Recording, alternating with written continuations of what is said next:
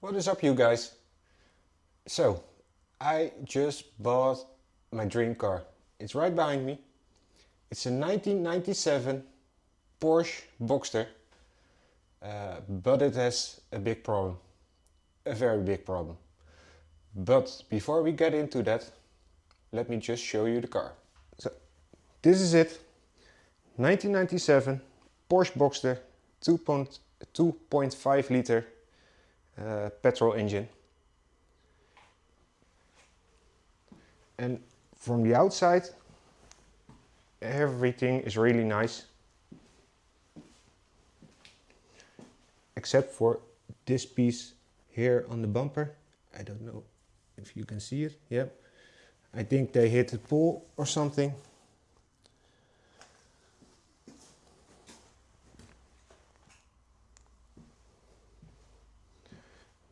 The roof is replaced about 2 years ago, so it's in really good shape. I know it's a little bit dirty, the whole car is a little bit dirty, but we get into that after we fixed it.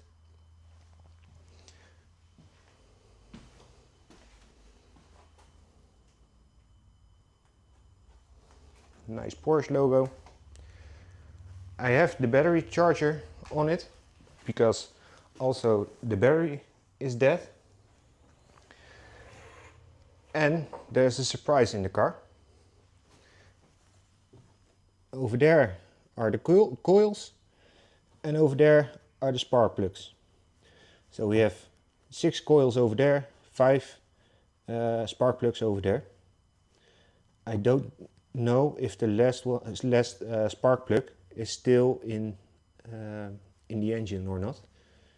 But can you guess what's wrong with this car? Just seeing this? Let me know in the comments.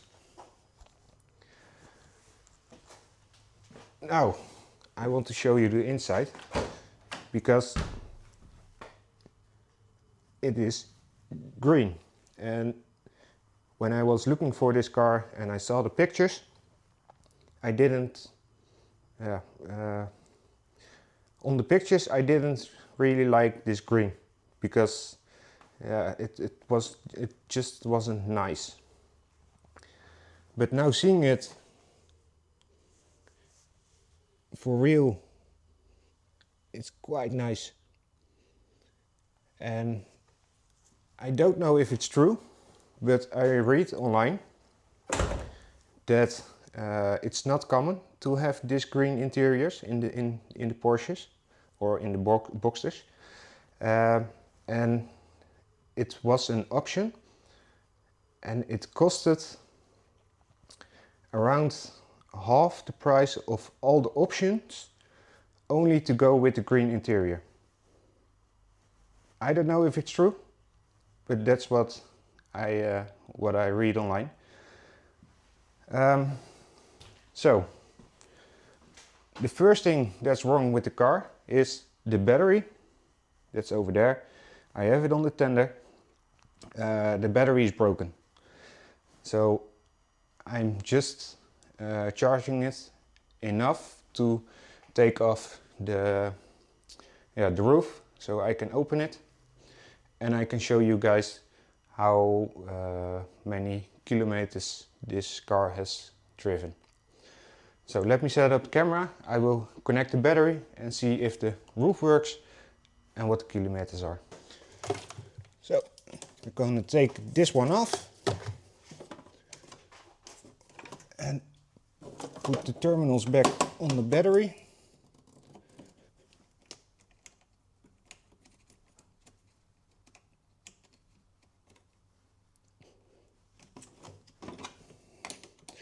And the terminals and the connections were a little bit rusty, so I've taken some sandpaper and made sure that everything is clean and makes the right contacts.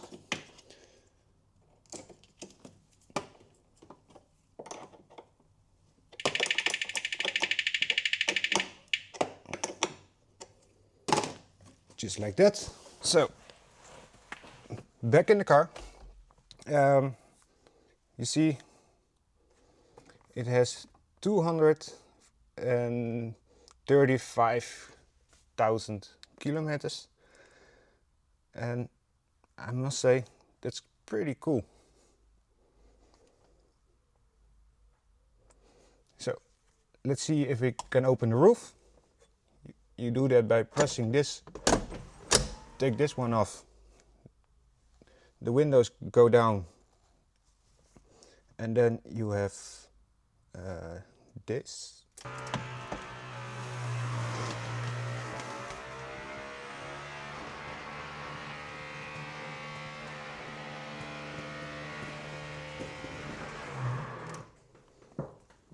And it's open. The contact has also, you have also switched the contact on to do it, but this is how the dash looks. So it's quite full of petrol. I don't know how long this car has been sitting, so maybe we have to pump everything out and see what happens next. But the car has something really cool, and I can show you right now. It's a gated shifter, or a manual shifter. I think that's really cool. So, what's wrong with this car? According to the previous owner, the piston and the valves, they kissed each other. I don't know how hard, I don't know what went wrong, but the valves on the right side bank of the engine are hit by the piston. So that means we have to take out the engine and put in how do you call it? A new right side head on the engine, or a refurbished head on the engine. So I am going to try to take out the complete engine here in my shed garage area, and I'm also going to try to repair the engine myself. I've never done it before. I mean, I have taken out engines, but that were small engines on just a small car like a Daewoo Matisse, and I swapped it with another engine, put it in, and that was it. I've never taken an engine apart, leave alone that I timed an engine or just dive into it to try to repair it. So if you're interested, follow me, make sure to subscribe, and maybe with the help of you guys I can manage to repair this engine and have a really cool car to drive. So to put the roof in service mode, it's quite easy. The only thing we do is close the roof. There it comes.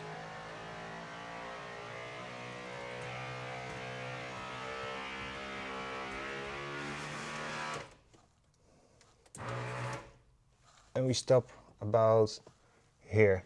So now that the roof is in its service mode, we can start by unclipping this piece, and there should be there should be a cable connected here, but this one is broken, so put that on the list to order. This one cannot come off. This is the cable that needs to come off on the other side.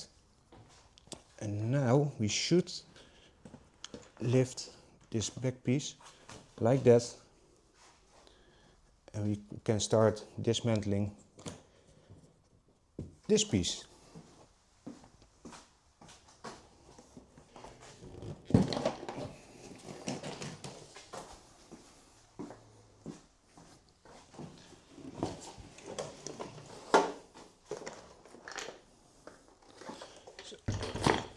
First thing taken out, then we should lift this piece.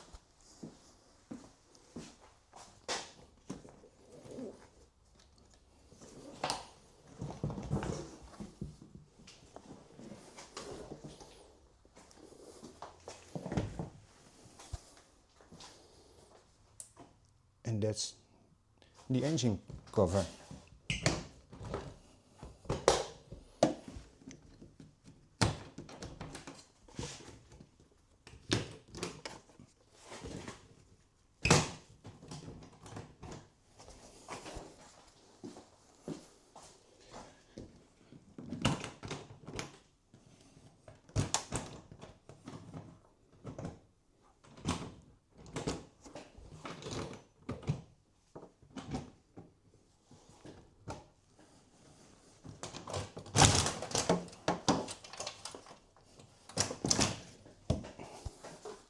Everything is loose except for this one.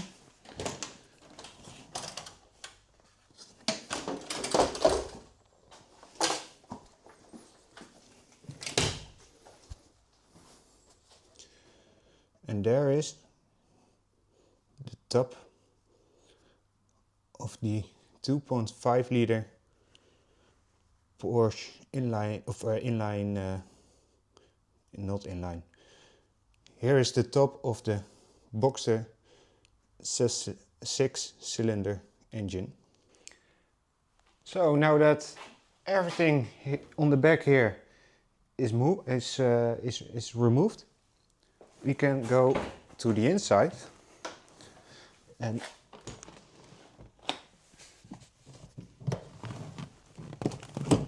put the seats to the most forward position.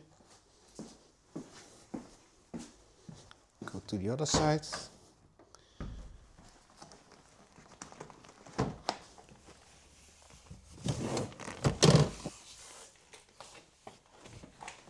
And now we can take out this rear piece of carpet with removing these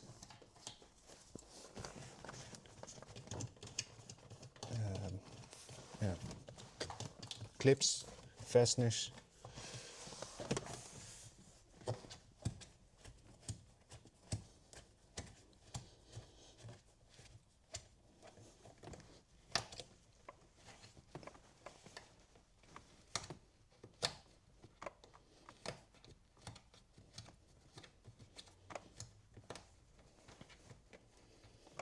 So, and I'm going to throw them inside this armrest.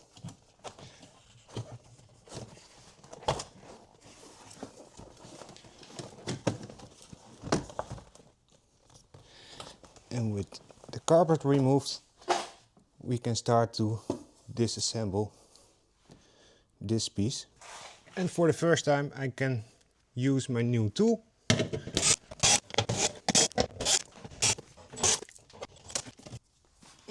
So let's see if the engine turns.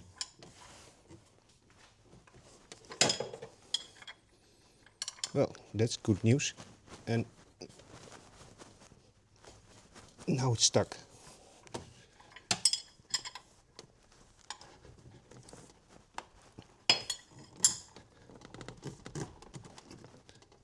And stuck again. Okay.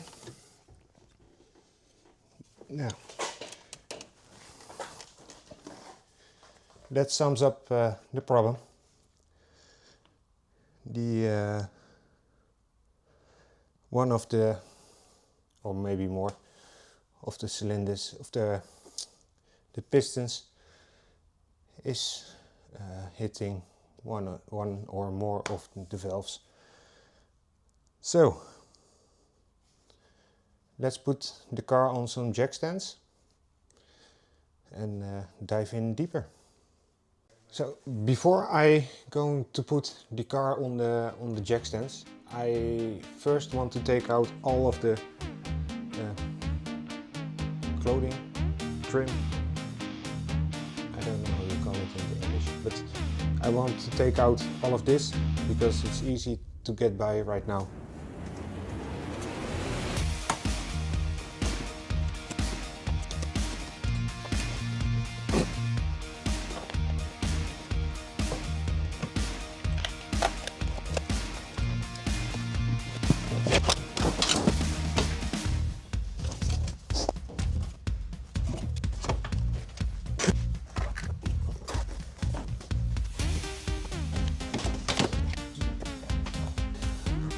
With all the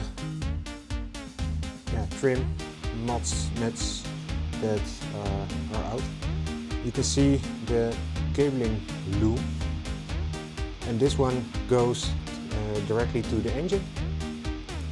So I have to unplug all those, this big one and this ground, and all go through there to the engine room.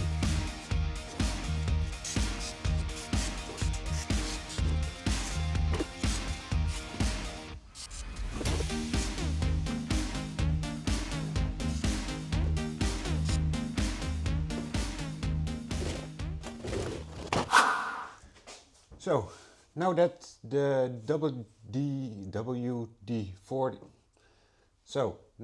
the WD-40 is doing its thing on the other side, I want to go back to the top side to take almost everything off.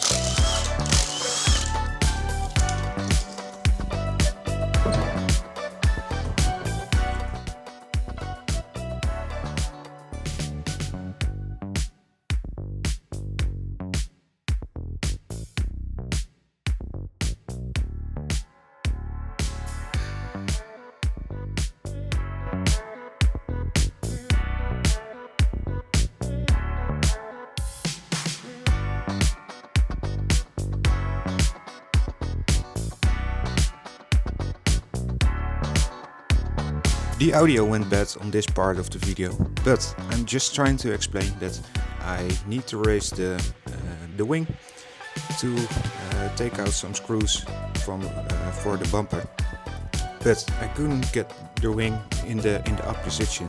So I installed everything, the lights, the ECU, the rest of the cable loom back into the car to try and raise the wing. Luckily, it was only the flat battery or the broken battery that was the problem. So I just charged it up a little bit, and you can see in the next clip that finally the wing is going up into the air.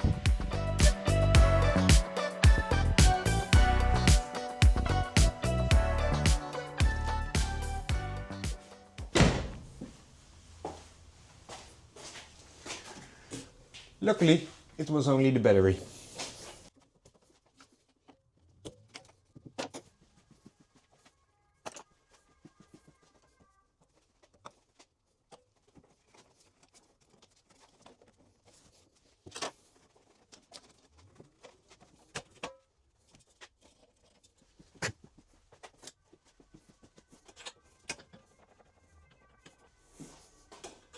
Now that the silver part of the wing is off, it's only hold on with 2 imbus bolts that you can see me removing now.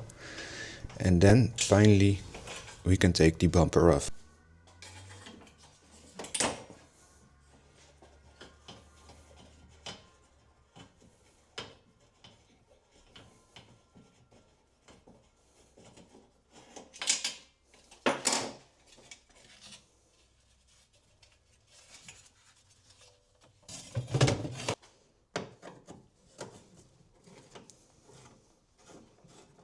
The last 3 screws, Phillips screws, and the bumper is coming off.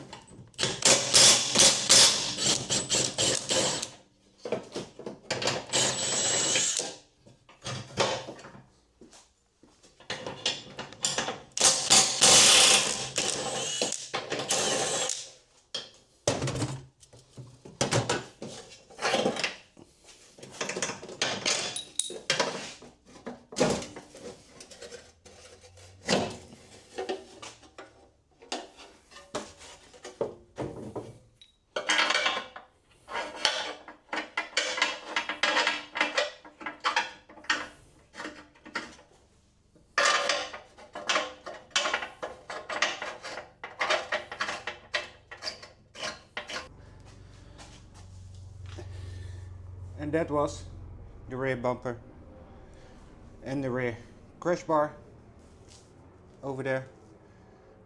They both are out, and now we can start to disassemble the this thing. How do you call it in English? The exhaust. You can see the engine a little bit over there in the back. So it's time to work on taking the engine out because of the big problem it has. And yeah, you will see during this video that there's maybe a little bit more broken than what I thought it would be.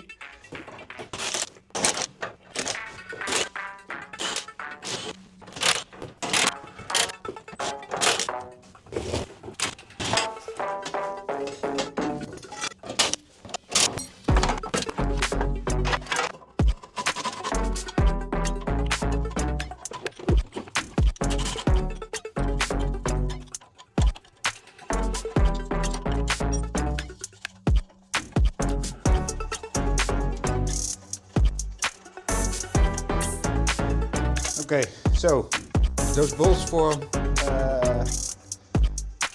the outlet manifolds to back box are completely rusted. I only managed to get off one of them, so it's time for it's time for some sparks.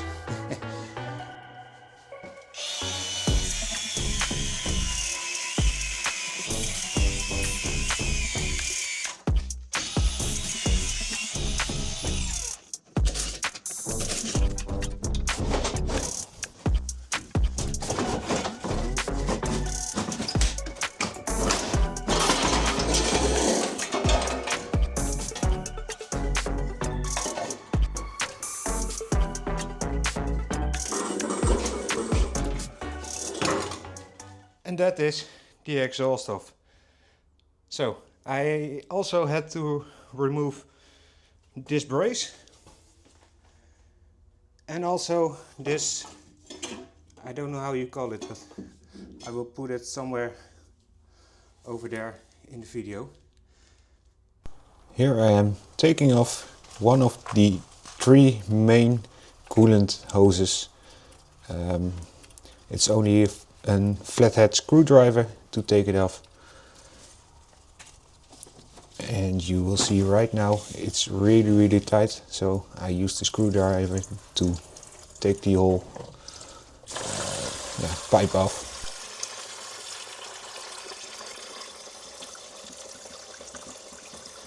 So, since the car was getting rid of all the engine coolant, I just thought, let me just take off the shifter cables. So when you're shifting with your hand, this cable and this cable is controlling everything that's need to be done inside the gearbox. But before I taken this one off, I saw that this one is already loose and out of his spot. So I don't know how it was possible that this car still managed to drive, but maybe it was just enough. But let's take this one off.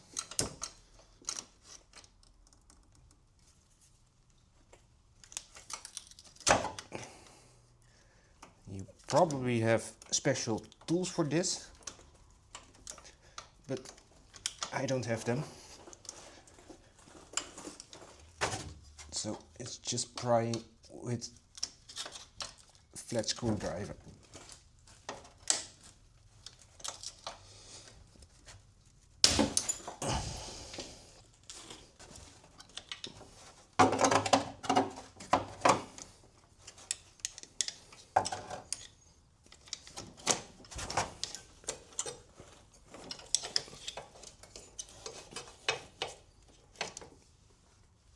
Time to take out the axles. What I normally do is with a small screwdriver just going in and try to clean out every other debris when it's there. Sorry for the bad camera angle here, but what I'm doing right here is I've taken the nut of the drive axle and smashing it with the hammer to take it out.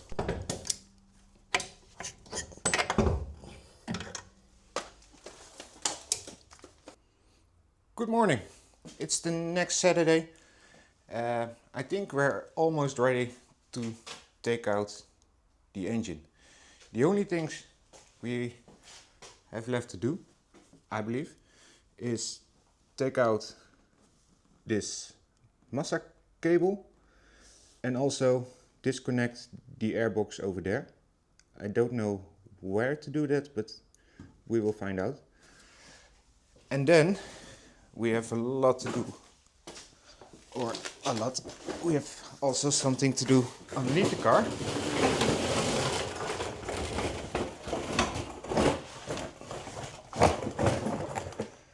So these are the fuel lines we have to disconnect. I think this is an oil line that also needs to be disconnected somewhere, because as you can see it goes up to into the engine, but there's no place to disconnect it over there. So I think I need to remove also this skid panel. Then we have this big skid panel over here. I think I also have to remove, because the front engine mount is over here, this piece, and these coolant lines are a little bit in the way, so take out this one so we can take those also off. And then I think we're already we already disconnected everything, and we can take out the engine. I'm not sure if I'm taking out the engine with the transmission in one piece, or if I'm taking out the transmission first and then the engine, because there are 3 mounts, one here up front and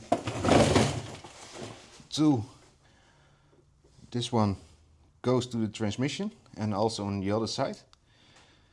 So that are the 3 mounts, and I'm not sure if it's possible to leave the engine in and take the transmission out. Oh, and one final thing. This piece is the axle axle bar. It goes from this axle to on the left side hand of the car to the right hand side. This one also needs to come out.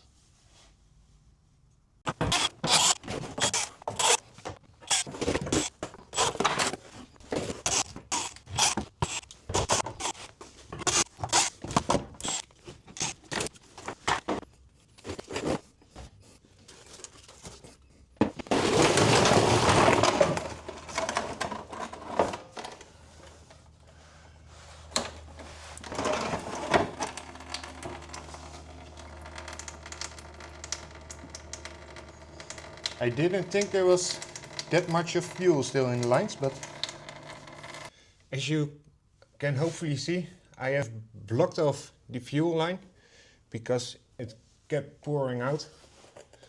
So now it's time to take off this one, because this is the line that goes from here all the way to this big line over here. And I think this one comes with the engine. Okay, need a bigger one for that.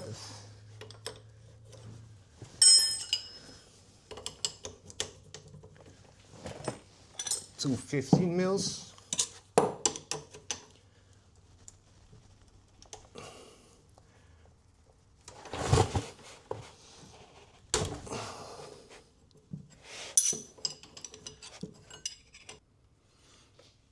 Now, this line is the last one I disconnected. I just leave it dribbling over here. The fuel lines are disconnected over here. The 2 coolant hoses are out. And I think that's it. No, that's not it. Just one more line, and that is this one for the transmission. This one also needs to come out. So here is the line from the look of the backside of the transmission, but I can get it loosened up right there. So I'm going to try to take it off right there. Hopefully that will work better than that one.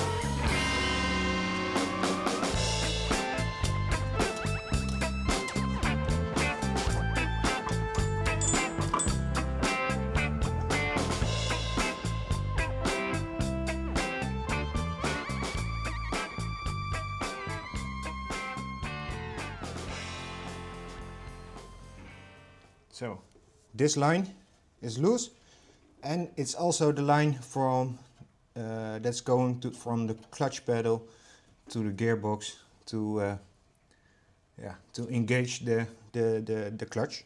So that's for now it underneath the car. Let's go to the top side of the car. What I want to do first is take off the ground cable or the massa cable, and then over there take off the airbox or some parts of the airbox. I'm not sure quite yet what we have to remove to pull the engine out, but yeah, some things stay in the car, some things go with the engine. So let's see. Let's start by taking off this ground cable.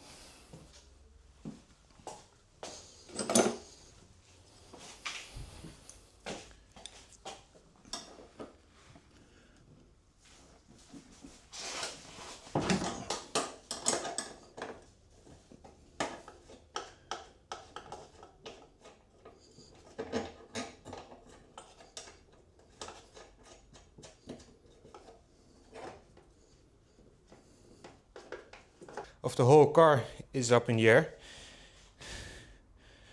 This dolly is quite handy to lift myself a little bit up in the air. It was meant to use that thing to put the engine on and then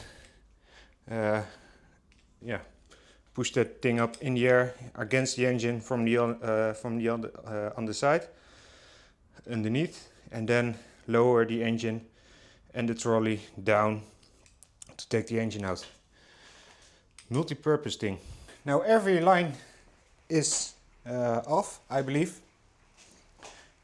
We can start, I can start, you can watch, by dismantling the axle support. So that's this bracket over here, and I also can show you from the back side. It's this piece that goes underneath the engine and supports the rear axle. So it's only 4 bolts. Let's take them off.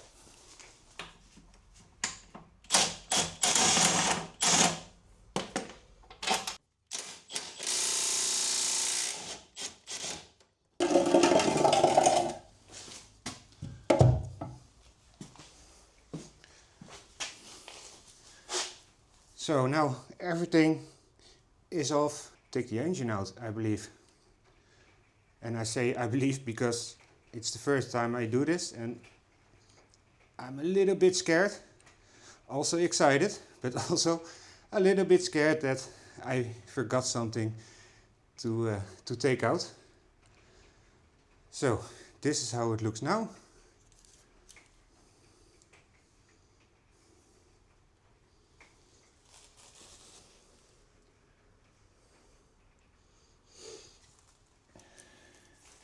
And I believe the engine is only held up with 7 bolts. Let me take my not my bottle of water. This is my engine carriage thingy. So you can lift it up, lift it and lower it down. And I also used it to stand on and work on the car. Let me get this one in place and see how it's going to line up underneath the car.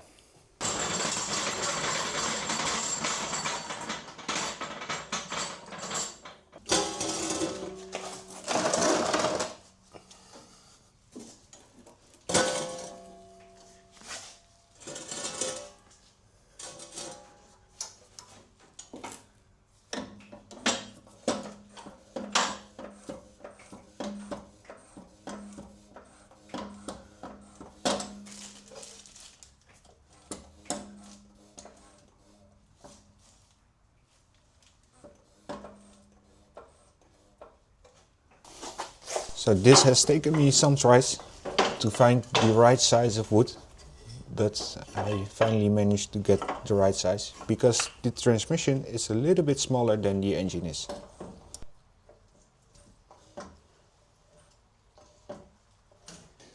This is it. Time to take off the first bolts that hold the engine to the car.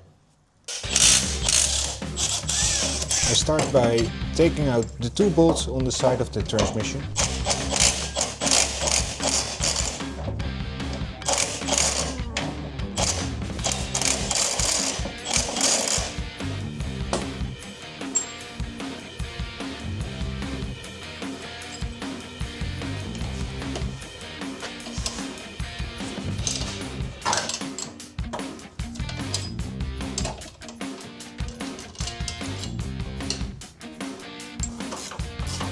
And now I'm taking out the two top bolts from the transmission mount that's mounted to the body of the car.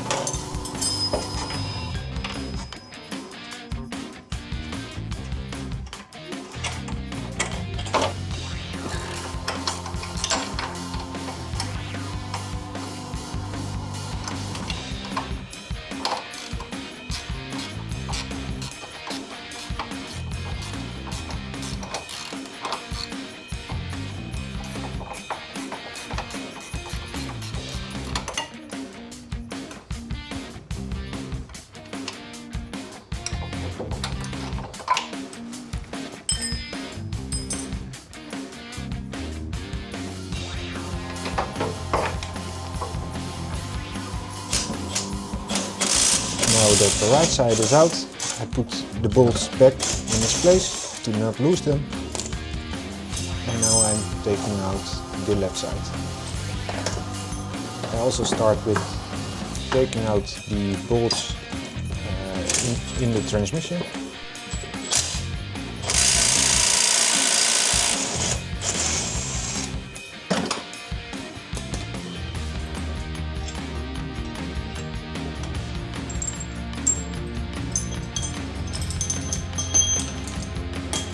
Now, that were those two engine mounts. One more to go. It's a hot day today.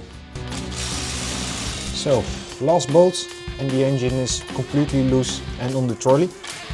These are the 4 bolts on the front side of the engine.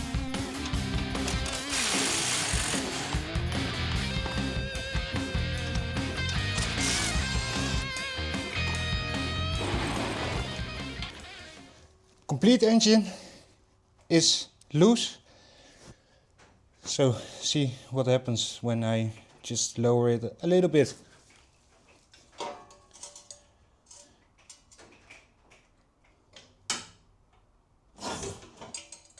Just a little bit more.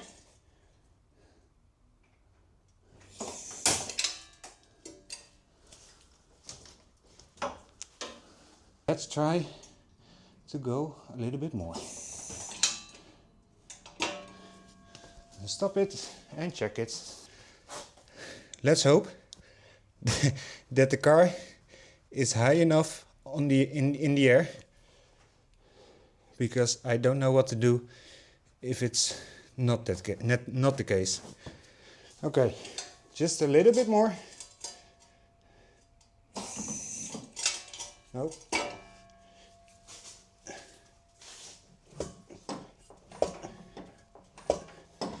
The engine is hanging on something at the left front.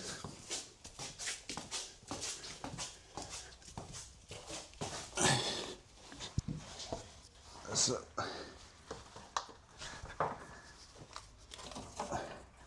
oh shit.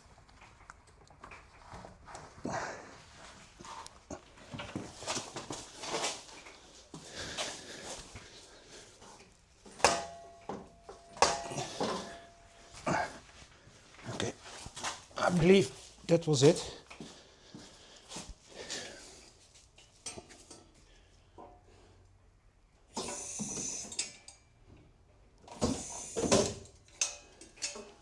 Oh shit. There's one more wire that goes to the airbox.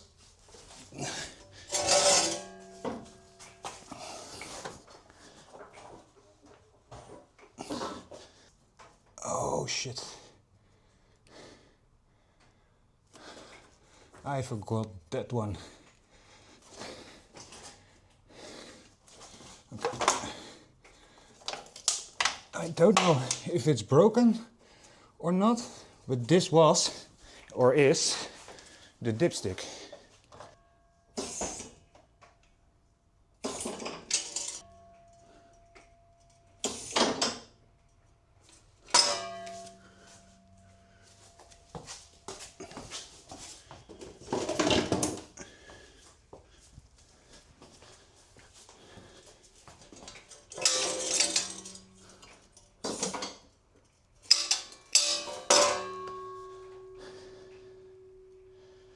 So that's it low.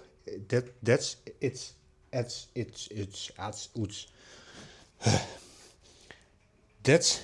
it's low as it goes. See, let's see what happens. Can we pull the engine out? Yes or no?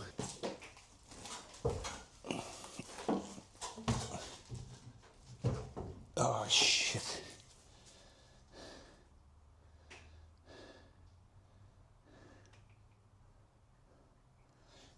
The heads are just barely touching the wheel mounts, the wheel hub, or the rear axle.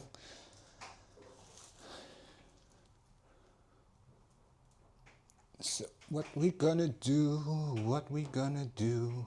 What we gonna do? This is oh man. Okay, I have two options. One is lift the car up, but I've no point to lift the car. Second option is to remove one of the wheel hubs, or at least the mounts of the wheel hub, and then we can maybe wiggle it just enough to get past the wheel hubs. Okay, I made up my mind. I think the quickest thing to do is the wheel hub. That one I don't want to take out.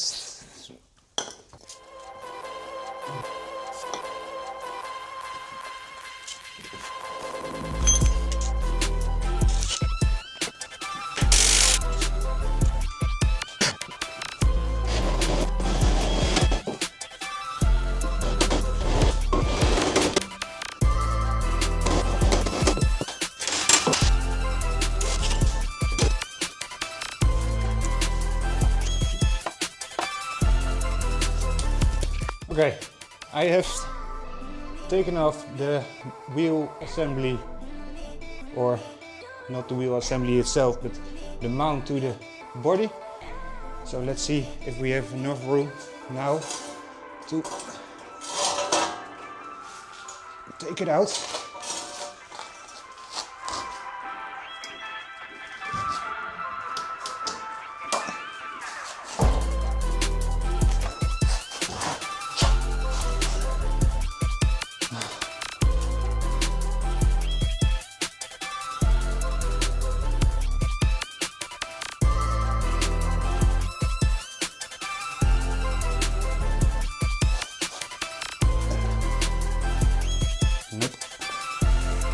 Nope.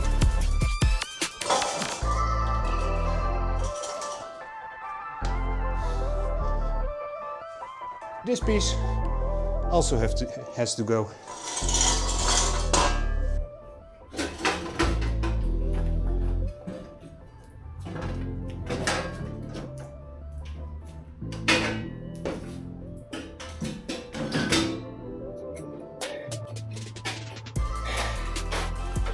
Yes. Finally, the whole engine is out. Man. So you guys, I finally managed to take out the engine. It's right here besides me. And yes, when it was out, I needed to clean up a little bit, because man, it was hot here in the shed. But there it is. Time to go to work on one of the heads, the right side head. Oh, I forgot something, because I managed to take out the engine, but not with some damage. So I don't know if you can see it right here. There was a plug on these cables that go to the fan on the side of the car. The plug is still on the fan, and yeah, I just have to put them back in. And also this line that goes to the oil, where is it? There. To the oil cooler or heat exchanger. That one broke off from something, but I couldn't find from where. So, do you know it? Let me know, please. Today we are going to find out what's the problem on this right side bank of the car. We're just going to start taking the cover off and see what we'll find. So here I am taking off the cover for the oil pump. It's only held on with 4 Allen screws and then 4 10mm bolts.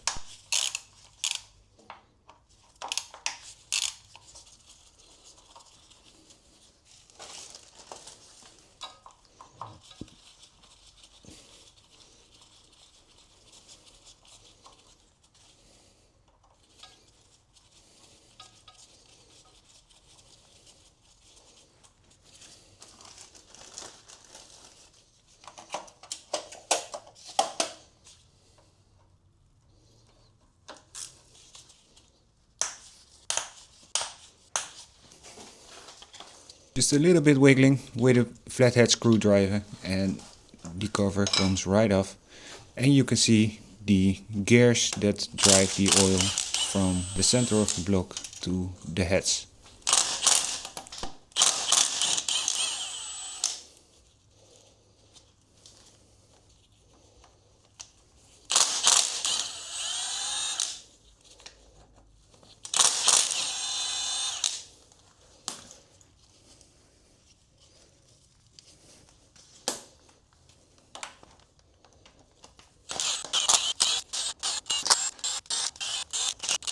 So almost every bolt is the same length, except for these two.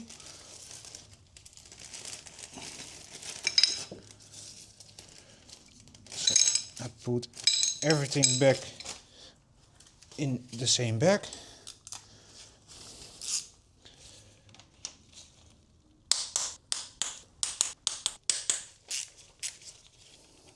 I have taken every bolt off, but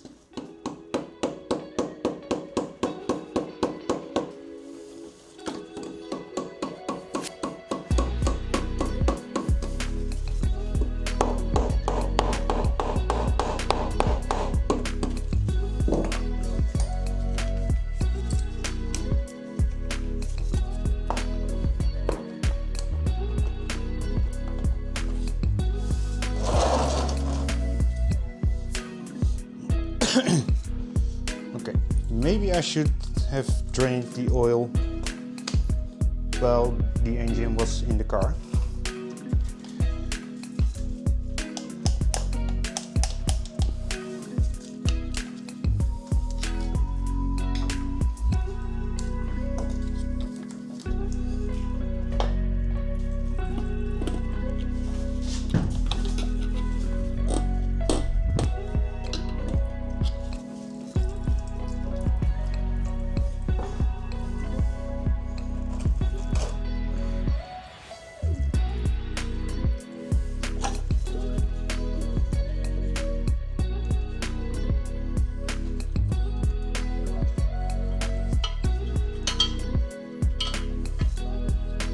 So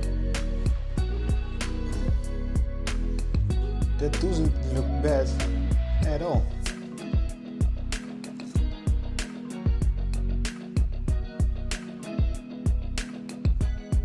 I mean, it almost looks brand new, because here is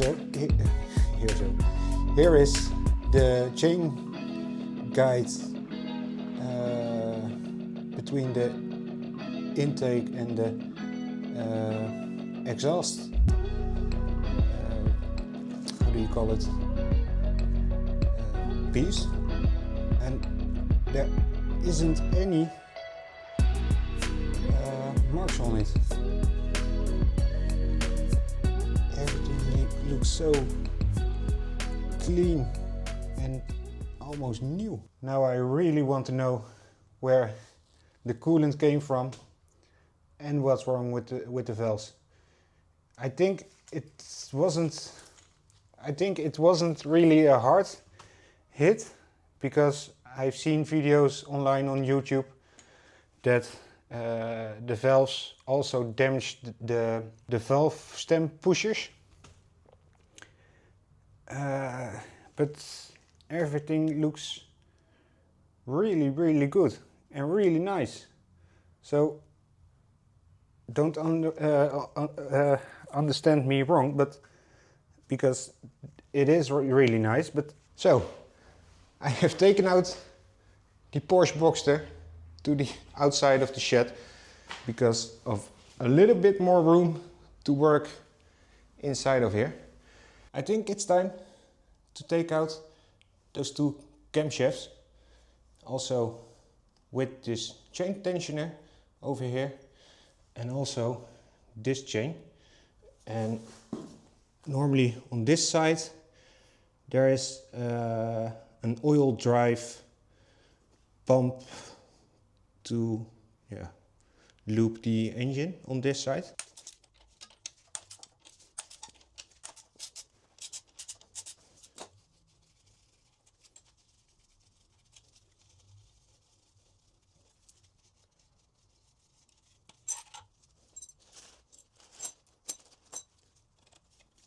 I think I also have to remove the chain tensioner before I can remove this piece.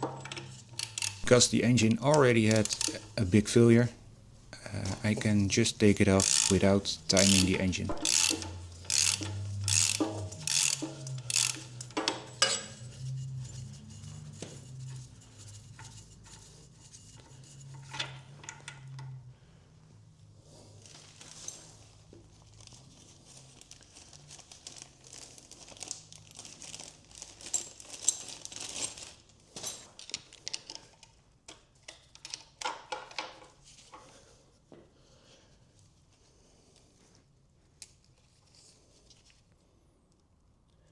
Now, I'm just putting these two tie ribs on to make sure that it stays in the exact same place as where I have taken it off. Hopefully that helps with timing later. So that's out the way. Now we need to loosen those two, and those three, I believe.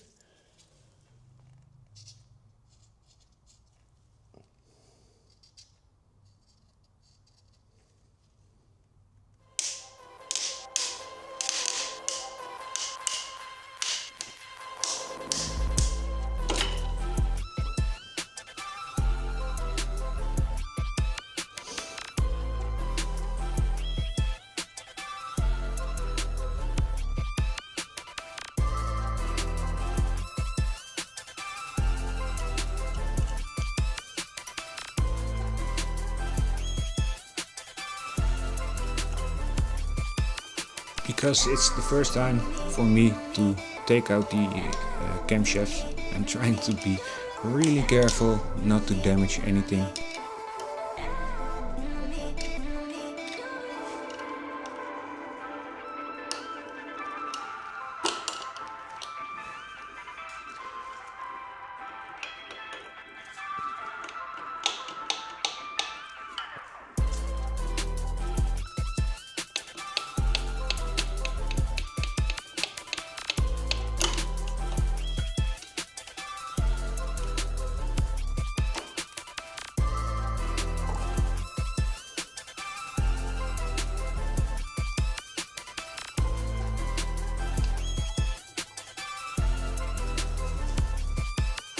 For rebuilding purposes, I cleaned this these caps, and also put a number on it to make it easier for the rebuild to put everything back where it came from. So that was one of the most nerve-wracking things I've done to an engine. Man, let's start by taking out this tray that holds the pushers for all the valves.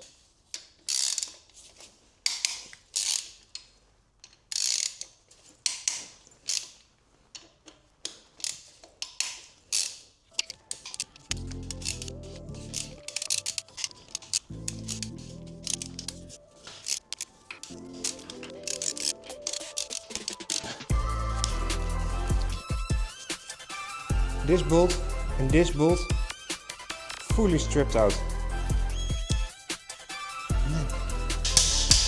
To take the stripped bolts out, I just hammered in an oversized torx bit in the bolt, and as you can see, that was the trick to finally take the stripped bolt out.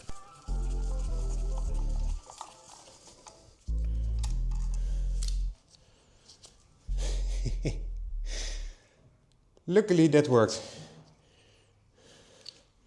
They are really soft.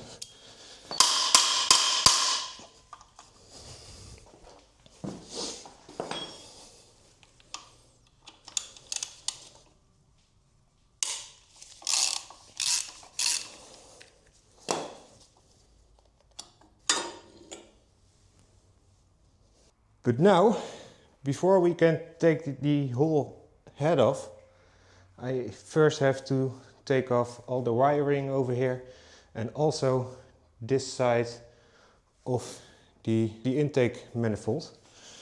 So it should split in two ways.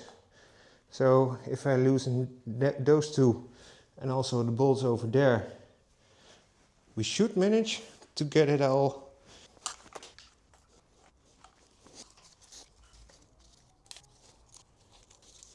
So I start by taking off all the plugs from the electrical loom that was still there. After that, some more bolts from brackets where the cable loom passes through.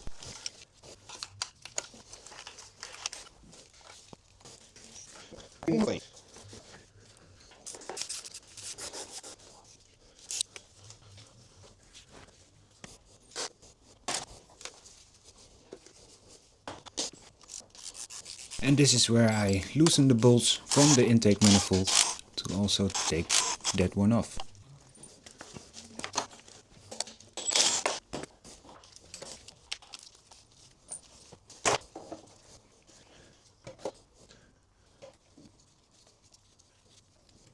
Let me just show you guys, but there's quite a bit of oil inside of the inlet manifold, and also a lot of oil on top of the engine over here. I think the oil separator has had his time. Jesus,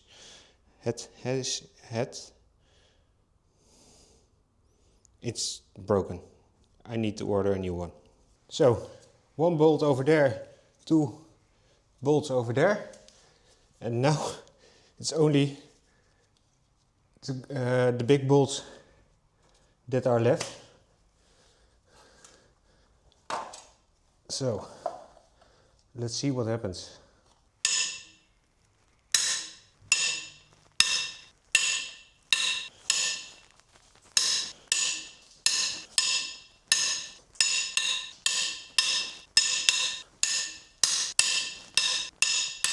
Before I take all the bolts completely out, I just want to show you guys something.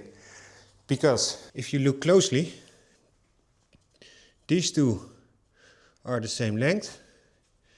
This one is longer than this one. And also over here, this one is longer than this one. So, what does it mean? There are two valves that have hit the piston. But we only know for sure when we take the whole head off. So, let's do that.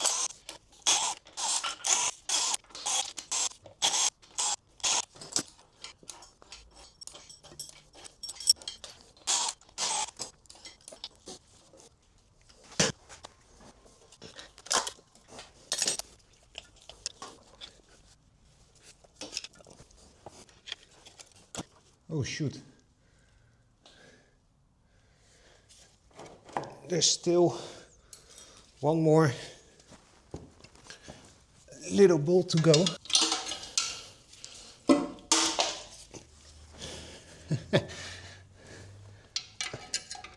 I hope you guys also saw that. But the broken valve is definitely on this side. Because, okay, let me show you. That should be connected.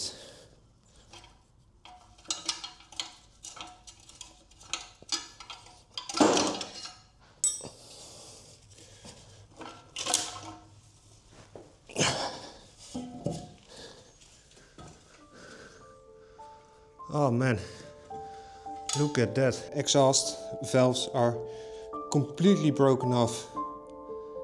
And even one is still in the piston. So, second one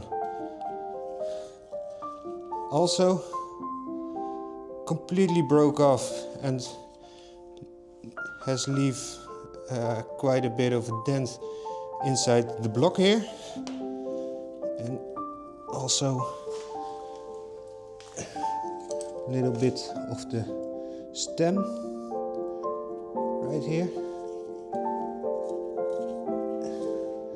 And these two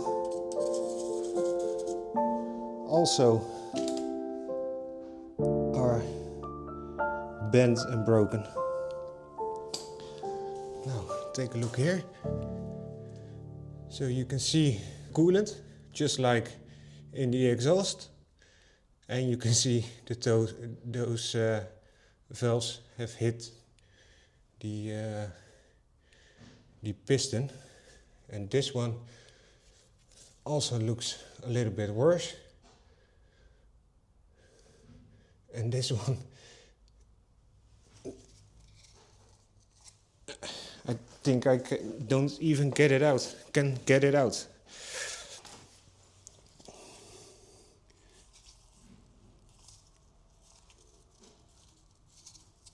No, it's stuck in there.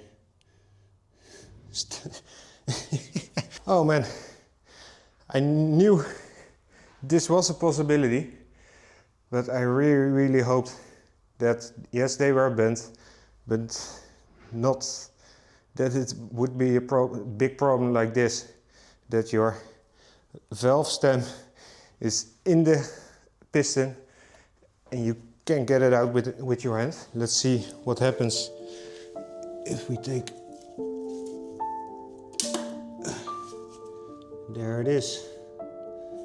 And let me look. There's a hole. There's a hole in the piston. That's not something that I wanted to see.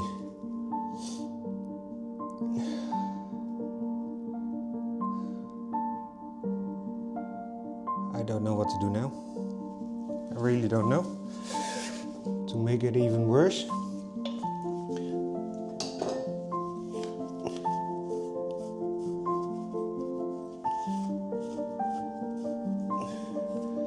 the cylinder also has a crack in it. Can you see it? Over there? So that means this block is only good for a coffee table or at the scrapyard, because that's not something that you can fix. Now that the block is already apart and there's not really something that can go more horribly wrong than that's already happened, I just want to see if we can turn the engine around right now.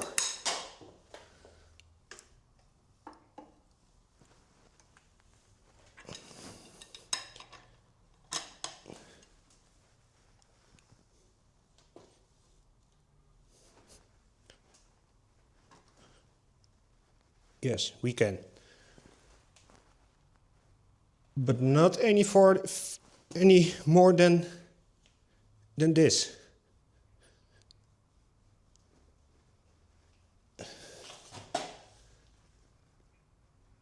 And I really want to know why. Take a look at this. You can see it's completely cracked. But not only like this, but also over here. I hope it shows on camera. There's a crack, and there's a crack also that way.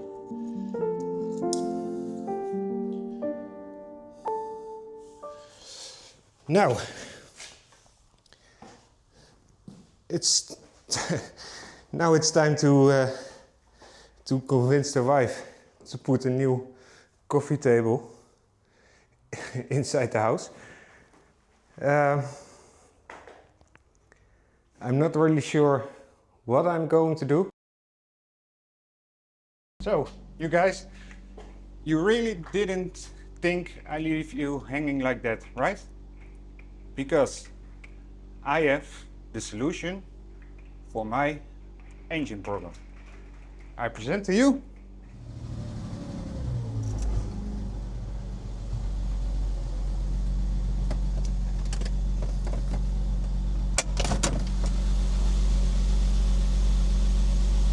So yes, I bought a parts car.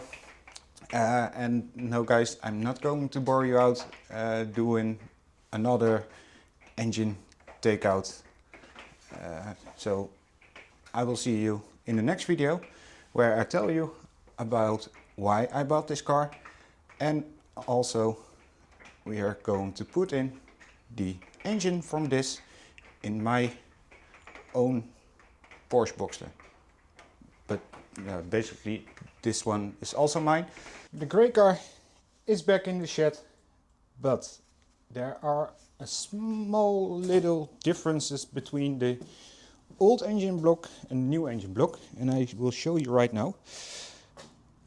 This plug isn't on the old engine, and it goes into this pump, air pump I believe. So that is something we have to change. Also, this is the engine from the black car. This is the exhaust from the silver car, and this one only has 2 lambda sondes, I believe.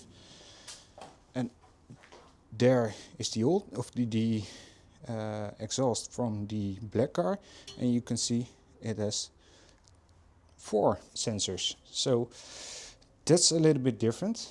Now, then I have the engine loom is still in from the original silver car, and you can see this right here. That's where the other lambda sensors go. So you can just pull this out, I believe. Maybe not that easy. Just like that. And there goes the other lambda sensors, and also on that side. So the question is, what will we do now?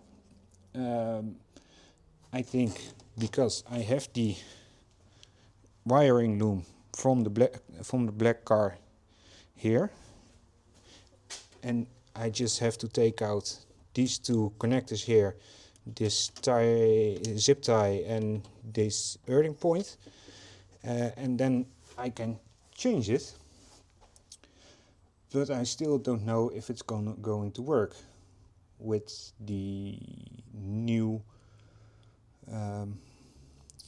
the black car engine loom inside the car and inside the engine.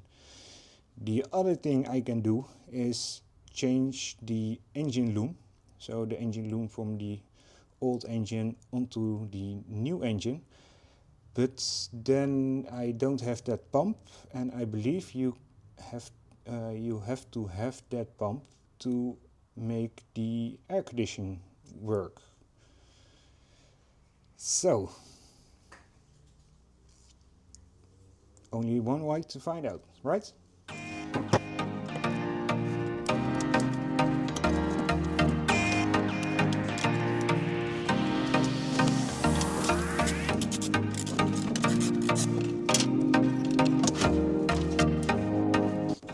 So to get this plug out, we have to go to the wheel hub. But before that, I have to remove the wheels. So see you soon.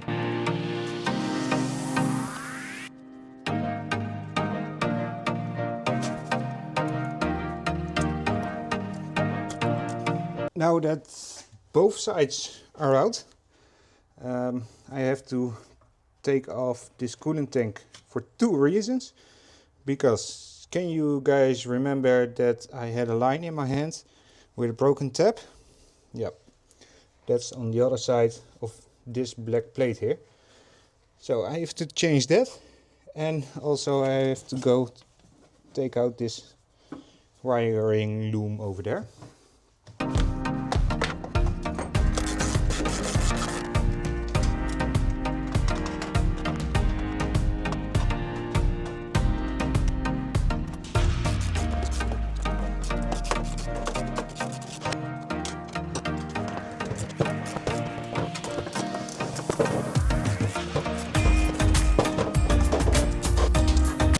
Now I have to connect or disconnect those lines at the back. I hope you guys can see it.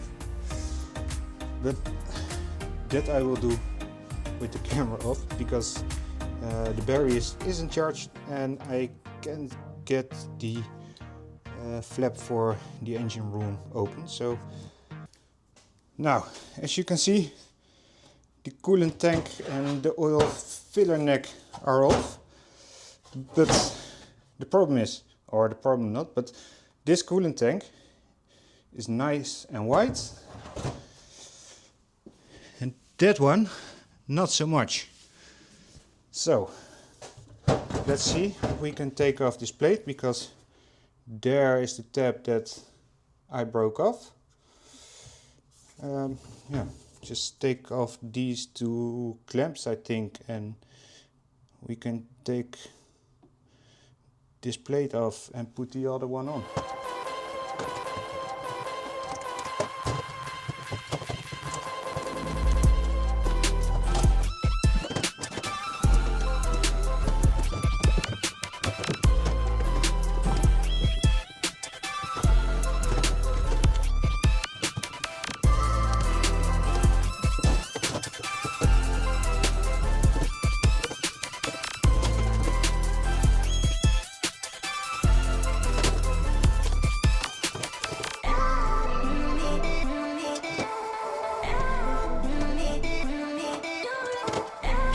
Just like that. This one is done to get back in the car. But now we can take out first this plug, and then we go into that side, and then we take off this piece and the two. And when everything is going right, we can take off the whole relay panel. But first we have to take off these two wires that go behind over there.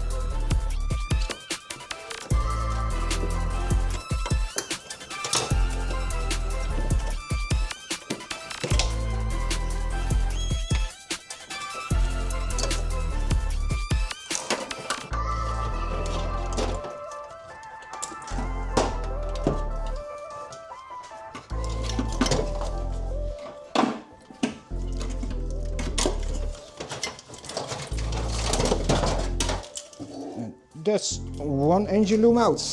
Now that everything on top of the car is ready to go, look, the engine loom is back in.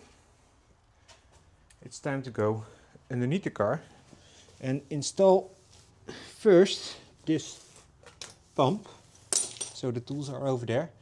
I only have to take the water pump tongue. How do you call it? Plumber's tongue? I don't know. I really don't know. So here I am in the engine room, realigning all the lines from the coolant tank inside the front.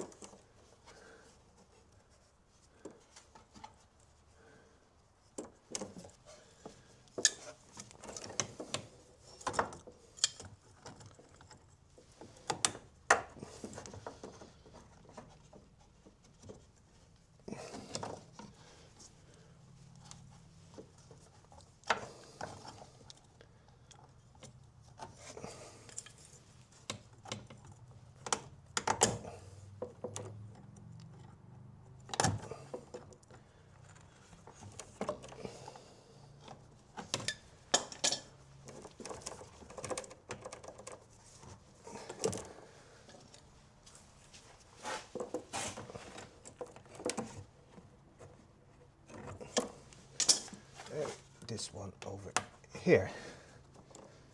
And this is just only a drainage pipe, so it can stay like that. This one for now out of the way. So in the other car, I didn't film it, I think, and also not now. Also, yeah, that's better. The pump was on this bracket,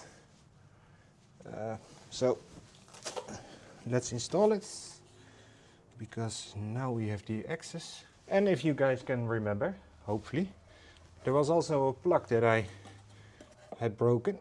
That was this one. So that time is there. I've made all the preparations to put the engine back in the car, such as the engine loom. I have taken off the wheel hubs. I have installed the air pump, the two lines from the aircon. So just one thing to do. And yes, I'm a little bit procrastinating because I'm really nervous to put the engine back. I've no help today, so it's going to be a challenge to line up the engine exactly at the right points at the front on the mount, and yeah, put it back in. And also, I don't know if the engine is going to work in this car with the different interior engine loom, should I call it, because there's also a loom on the engine itself. So I'm just going to put it in loosely, and then I'm going to connect every wire and line, fuel line and oil line and you name it. And then we are going to try and start the engine without exhaust. Let's get the engine in.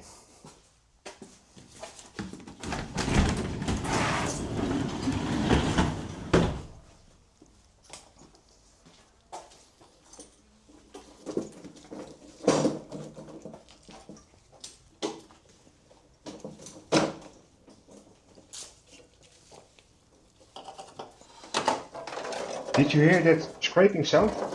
Yes, that's another fault that has been made. And what it was, you will see later in the video.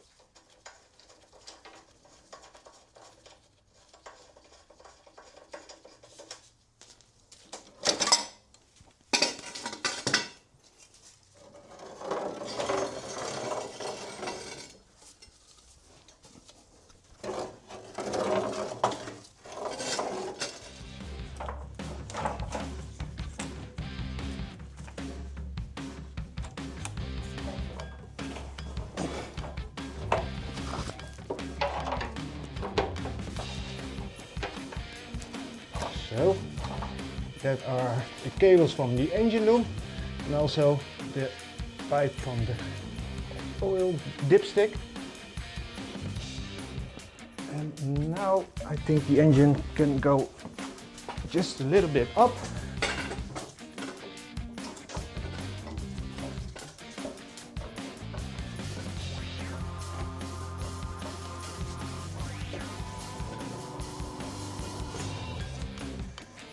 Just check around move the engine to come a little bit more forward.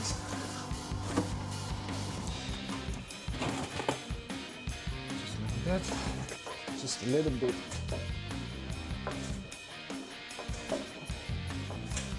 More.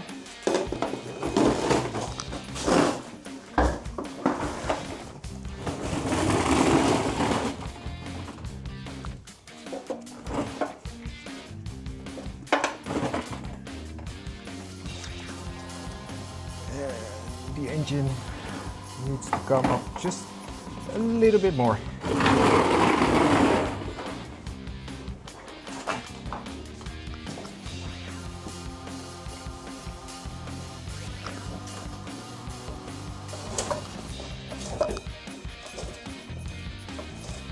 Yeah, I think that's it, because I lift the car right up.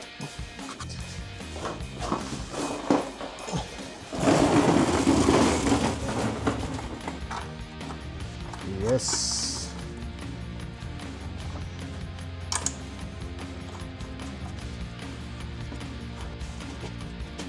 So, now I'm just putting back the wheel mounts, because the transmission mount or the engine mount is connected to the wheel mount, and the wheel mounts are connected to the body of the car.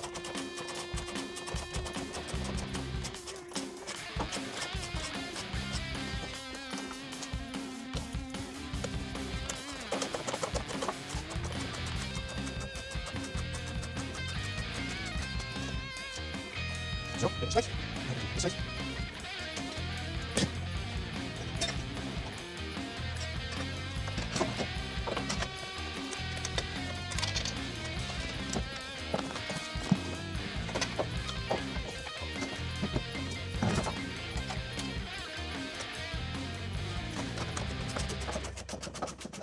And here you see me installing the transmission mounts. These ones are only connected with two 30mm bolts. So it's not completely straight, but by the looks of it.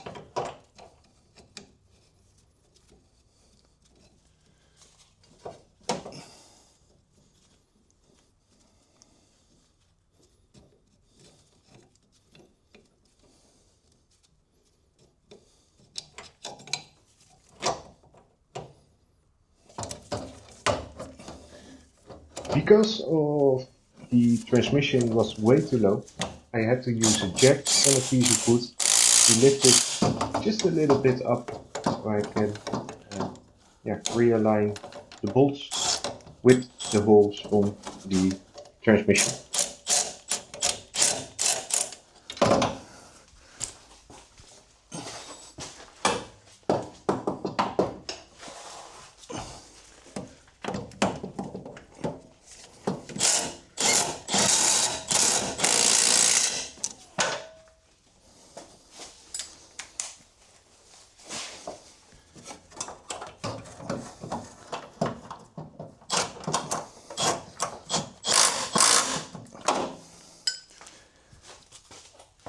Man, it's warm here. Moment of truth. is the engine completely in? And yeah, is it going to hold on its own bolts? Yes or no? But before we do that, the engine is in. If that isn't enough to subscribe to my channel, I don't know what else will. So please put your thumbs up and make sure to subscribe, and maybe even press on the little bell over there for to get a notification when I'm uploading a new video. Let's try. Fingers crossed. Let's see what happens.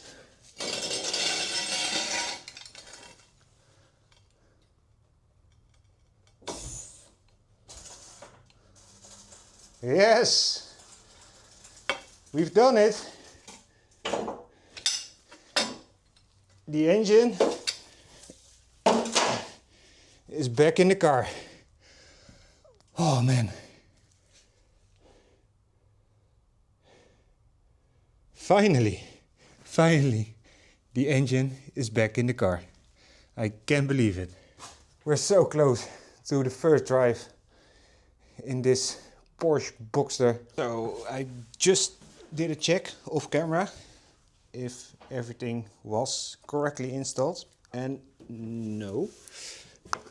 This intake tube that goes to the airbox is completely stuck between the car and the gearbox. So I just solved my problem, and it's connected right now.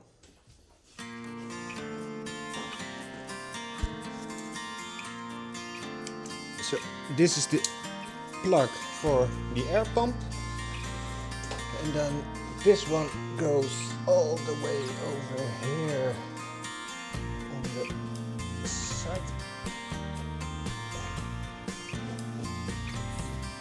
Ventilator.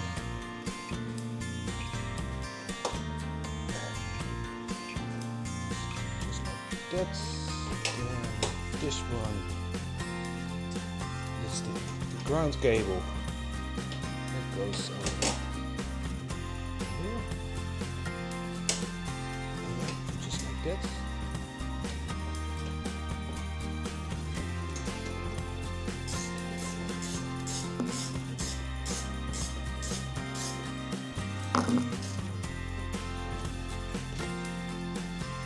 Then this one goes from this air pump to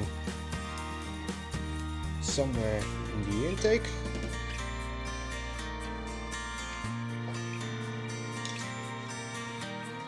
This is the oil filler tube.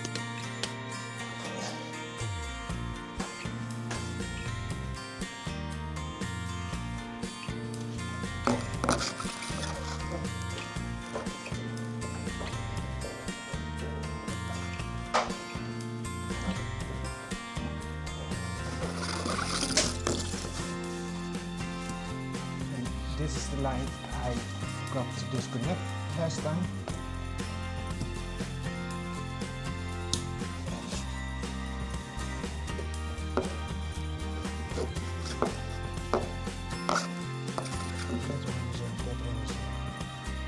That is in. I have to say, there's not really an easy way to work on this engine with everything in a way like this, but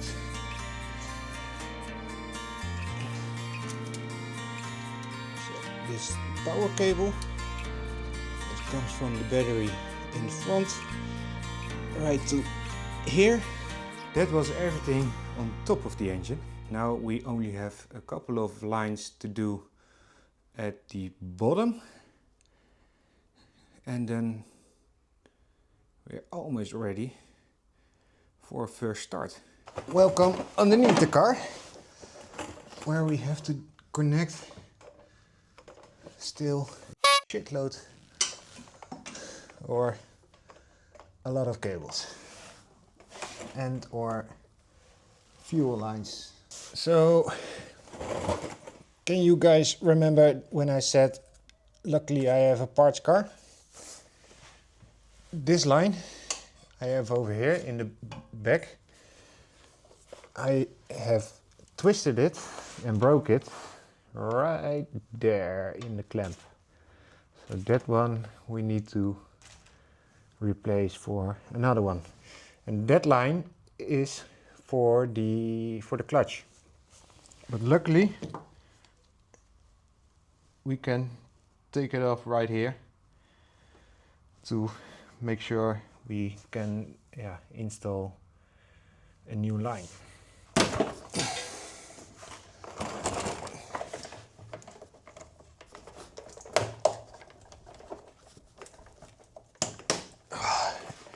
And again, there's fuel inside of my oxel, or armpit in English. So you guys also learned something. Oxel is Dutch for armpit. So I just had to wash my arms because it was stinging like crazy. Now everything here is connected, that one is connected. I have to connect that one, but there's also one pipe all over there. I don't know if I can show you guys. Probably yes, but hopefully the camera stays where it is. All the way over there.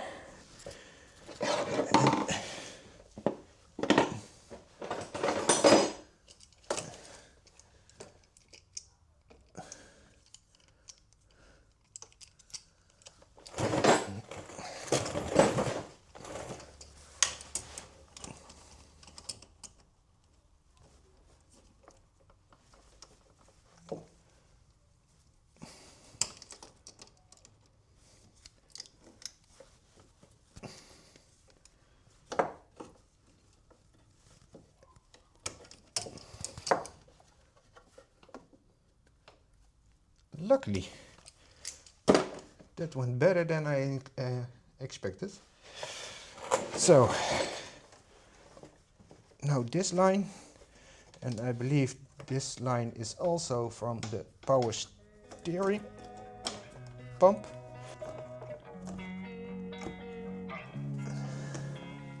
Losing time, I'm fading fast. I just wanna make it last. Try to let go of the past. I close my eyes, embrace the blast. Sleepless nights and headache stack. Restlessness to hell and back. What's my purpose? What do I grab? A slippery surface, a heart attack. And sometimes you just gotta believe there's something that'll give you relief. There's something that'll have what you need, what you need. We're broken, it's tragic, we're not all elastic, but maybe there's magic. Believe you could have it, and I know of sadness, the anxious and panic, the infinite vastness of all that is blackness.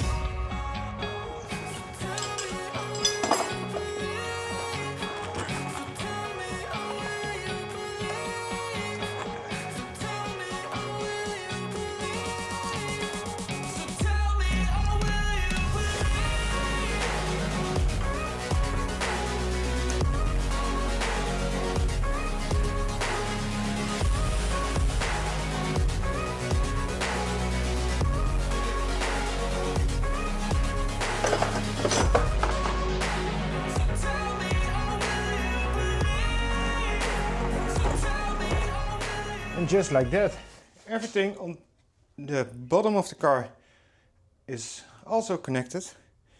Then there's 1, 2, 3 more things to do before we can twist the key and see if the engine will run or not. And that is the engine loom connecting to the body of the car. And also this is the ECU of the parts car. So it came with the engine that is also in the car right now. So that's also something we're going to try. Let's put the camera there.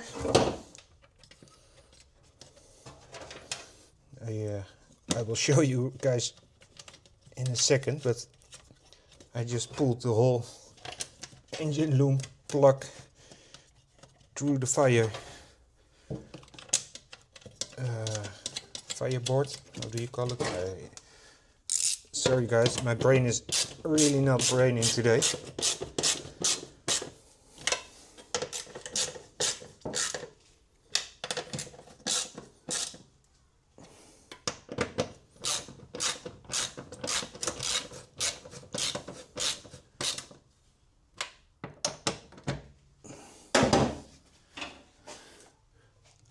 Look, the plug is not in how it should be, but we will see later. So let me check one more time off camera if everything that needs to be connected is connected, and after that I will come back to you and we will see if the engine is going to start or not. Okay, time is there to try and start the engine for the first time in this car. So there's no exhaust. Just let's see what happens. I first going to prime it a couple of times.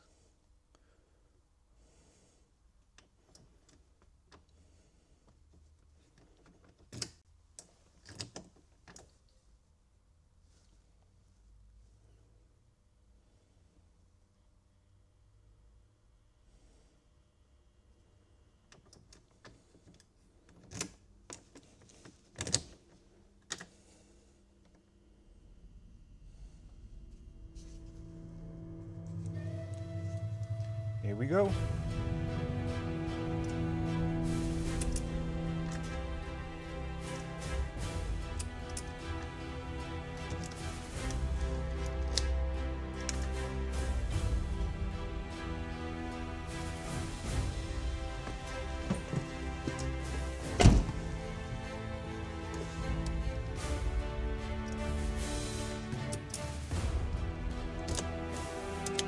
Nothing.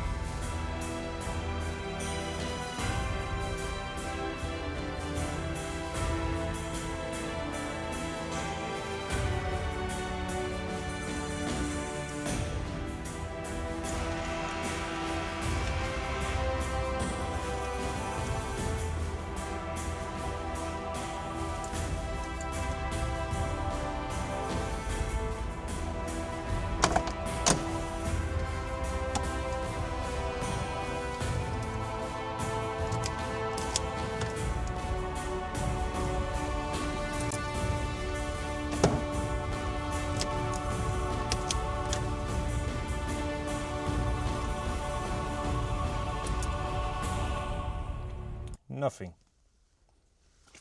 Absolutely nothing. The last time I tried to start the car, you also didn't hear a click of the starter motor. So that's the issue, the first issue I want to resolve. And I hope the battery is not charged enough, and that is the problem. So I just bought a no-go boost X to see if what happens if we connect that to make sure the engine is turning over or something like that. And also, maybe you saw it already, but the last owner sent the spare key and also the immobilizers for the alarm. So yeah, I think that's really cool. Now I have 2 keys and also 2 alarm fobs to use with the car behind me. So let's get to work and install, or not install, connect the boost, the battery boost system. First time I'm using this, so let's see what happens. That one over there and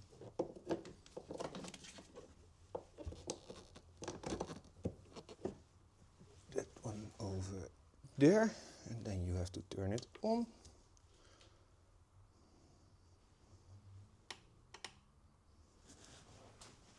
And now I believe we have 60 seconds to try turn the key. And the key is on the right side.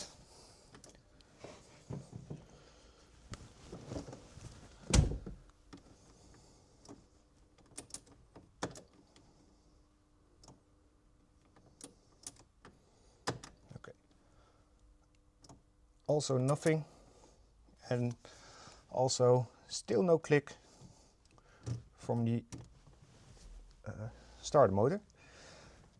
Let's go to option number 2. So for option number 2, that's maybe the problem. I was thinking about the ECU. So I installed the ECU from the black car, and I read online somewhere that it is possible that the ECUs from these cars are locked, and you can only start the car with the right ECU with the right intern module that's inside the car, sort of a security when you steal these cars, I think. So I luckily have the ECU from this grey car, so I will connect that and let's see what happens then. I'm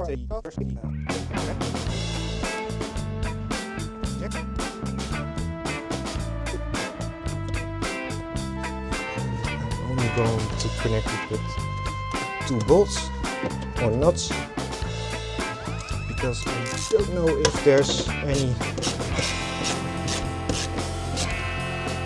earthing points or grounding points through the ECU. So now go back to the battery.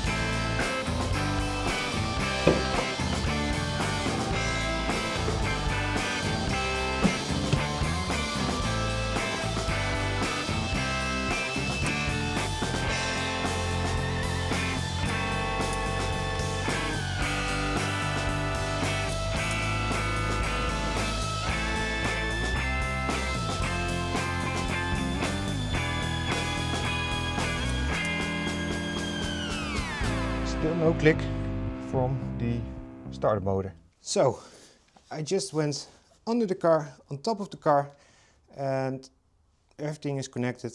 I couldn't find anything that was wrong. I even grabbed the old wiring loom and checked on the old engine which cable or signal cable goes to the starter motor, and traced it all back, and everything is connected in the car with the same, everything is connected on the same place. So I really couldn't find anything why it wouldn't start. I even replaced the relay. It's all in the same position and still nothing. So I just went to check my my latest video, how it was doing, and somebody commented that it's probably an immobilizer issue. And because I just received that envelope with the two security boxes on it, the remotes for the immobilizer, I just thought, well, let's try it. And you wouldn't know, but the starter motor clicked, and that's everything I tried. So now we're going to find out if the engine really starts or not. So let's go back to the front. And that thing is still connected. Wait for the click. Yes. Then we go into the car. And this one is the one that works, I believe. So what I did is I put it on ignition, and then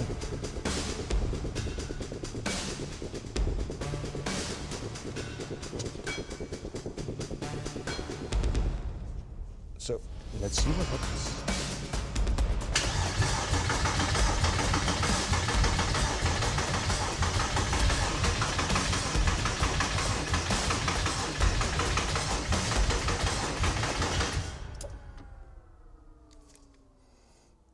Better than nothing, right? Let's just start again, or try it again.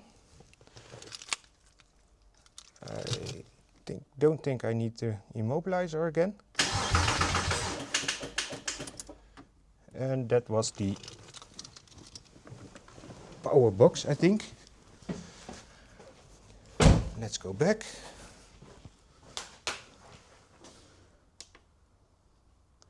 Turn it off, turn it on. There's the click again.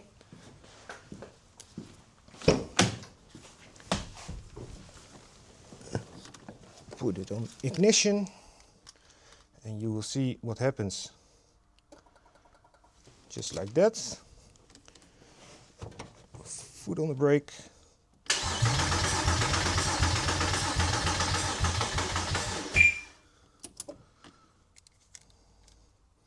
Still nothing, but I think we're closer. So it's the next evening. The booster is all charged up. So let's just try it again.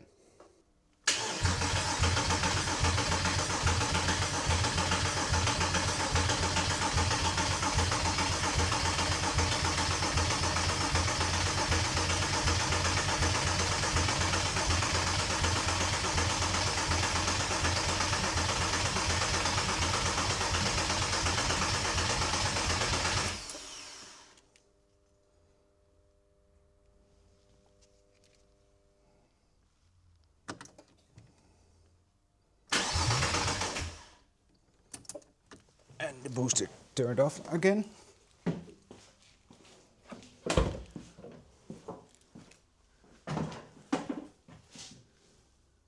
And it's also overheated again. So, see you in a bit. Because of the booster that needs to cool down, I was thinking maybe it is the belt that needs to be on the engine, because when you twist the starter motor, the belt with the dynamo, and maybe there comes a signal that the engine knows that it is turning. I don't know, maybe it's a long shot, but who knows. And I also have to install it anyways, so let's just try it. So I couldn't wrap my head around it, why the engine wouldn't start. At this moment, the only thing that came in top of my mind was maybe the belt on the dynamo. I know it's a long shot, but hey, you have to try something, right?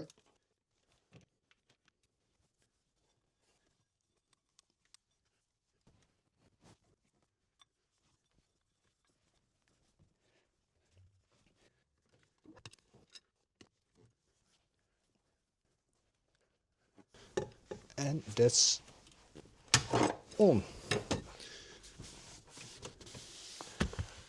So in the top lower corner, that's the water pump.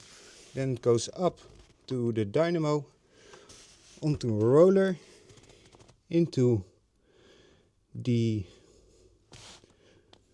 I don't know what this is, but onto the aircon, and from there to the main crankshaft. And this one, the smaller one over here, this was the tensioner, and next to it another roller. I was too late to buy a new battery because the store already closed, but there is a thing I want to check, and that is if there's any spark. So here we are on the left side of the engine. We want to take out the coil. It's only a hold on with 2 bolts.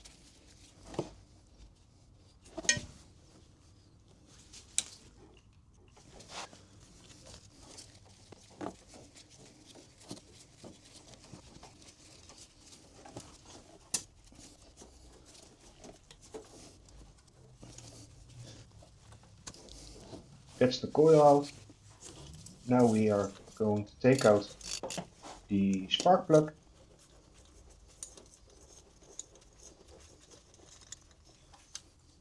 And after the spark plug is out, we are going to connect the spark plug inside the coil on the wiring loom of the engine.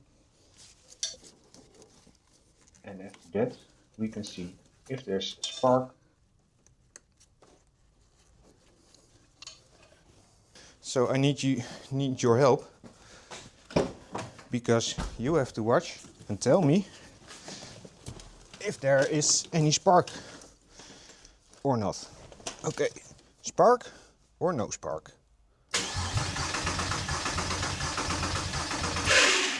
So that means no spark. I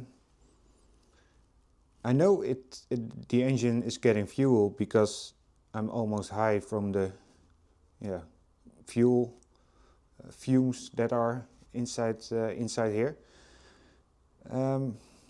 but no spark.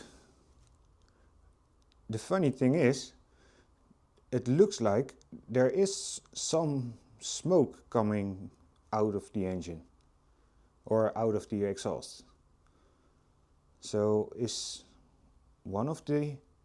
are some of them sparking and some of them not? I don't know. I just taken a look at the connection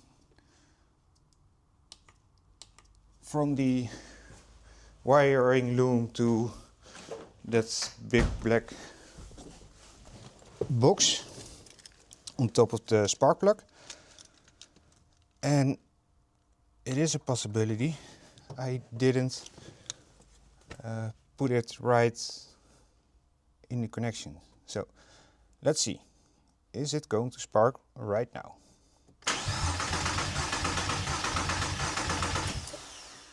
So that looks like there was one big spark. So I just put it back and I'm just going to try to start the engine once again.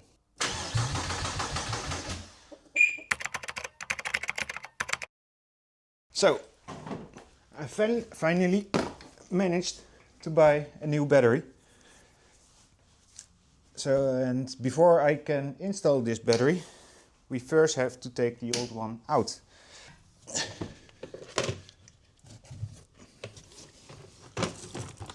That's the old one.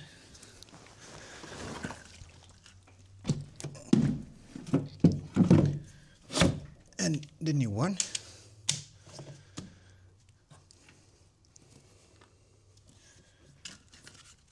So the connections are also a little corroded. So let's clean it up just a little bit more.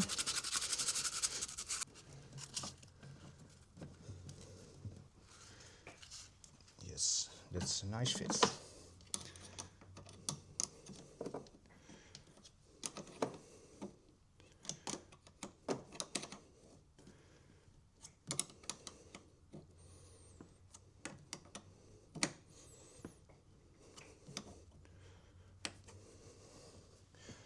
And today it's finally weekend, so it's Saturday, and my goal is to start the engine today, so I can install the rest of the car or all the parts on the car, because I don't want to wait any longer to drive. Before I put the negative on the battery, I just want to make sure that all the earthing points are clean and good, because when I watched the video back of the spark plug sparking, it was a little bit yellow, and I believe it has to be bright blue-ish. So that's the first thing we are going to do. Make sure that every earthing point that I had loose from swapping the engine, that all those are still clean and make the best connection possible. Onto the engine bay. So we first start with the biggest wire. It is just here. Every day, late at night, not okay. All I want, and I pray, all I need are some better days. Me, I'm looking in the mirror, so foggy, but I've never seen clearer. I don't really think anyone can save me, and honestly, I'm not really sure I want saving. I like to be my own worst enemy. There's no risk if you don't try at anything, so I'ma just keep buying everything. See you in the next life, have to be a better me. I don't think that my head's on straight. Gotta flip it and grip it and go and get an x-ray. What's wrong with me? I just feel weight pushing on my chest and it squeezes till I suffocate. Nice Better and change clean. my mindset, meditate. It's pretty cool that I'm alive and have better can days. I could walk, reinstall see, celebrate, think I could change my mind, maybe elevate. this cable. Every day, late at night, not And it's only all I want, 13 all I need are some better days. millimeter nuts bolts. So this is an earthing point, and also over here. And those two I also removed them for the engine. Wait, no, it's living with no shame. Wait, no, it's kicking in on Sundays. I guess it's different for each of us and it's okay. Well, I just wanna be happy. How to get there? Glad See? that you asked me. There's a I think little it's different bit for everyone. of dirt Some of us and need grime work, on others it. need fun. Some of us need purpose to overcome. But try to do maybe what that's you the love problem. when it's said and done. Cause there's so many Maybe differences not. in each of us. Trust your gut, it can show you what you want. Living life, every day, late at night, not okay. All I want, and I pray, all I need are some better days. Yeah, all I need are some better days. Cause all I want, and I pray, I believe in the better days. Living life, every day, late at night, not okay. All I want, and I pray, all I need are some better days. Yeah, all I need are some better days. Cause all I want, and I pray, I believe in the better days.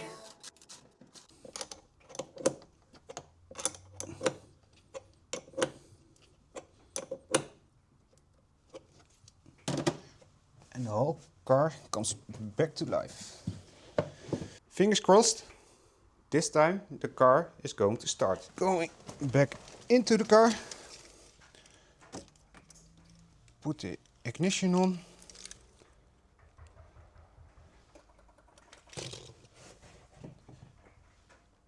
So before, the fuel light or the fuel sense, how do you call it? The fuel display, there were two lines and it was flickering. Now it's not. Let's see what happens.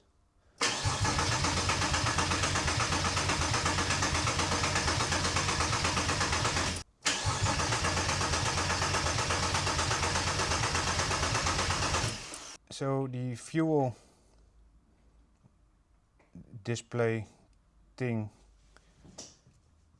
is, I don't know what it is doing, but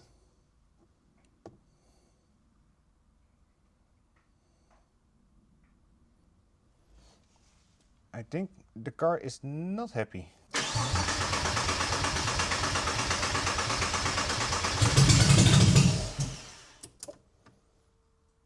That sounded promising.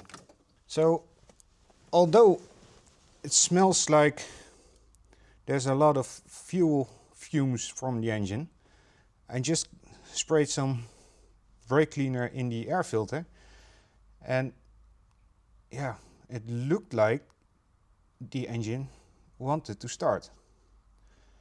There's also a second option, and that is that the fuel that still is in the car is way too old and the car wouldn't start because of that.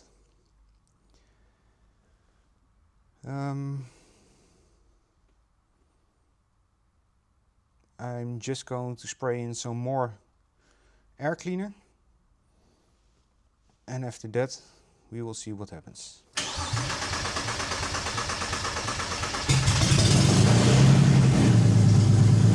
Yes! Yes!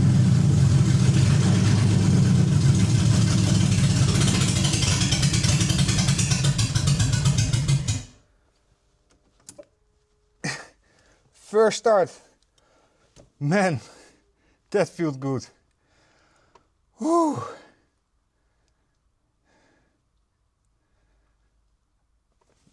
Yes, come on.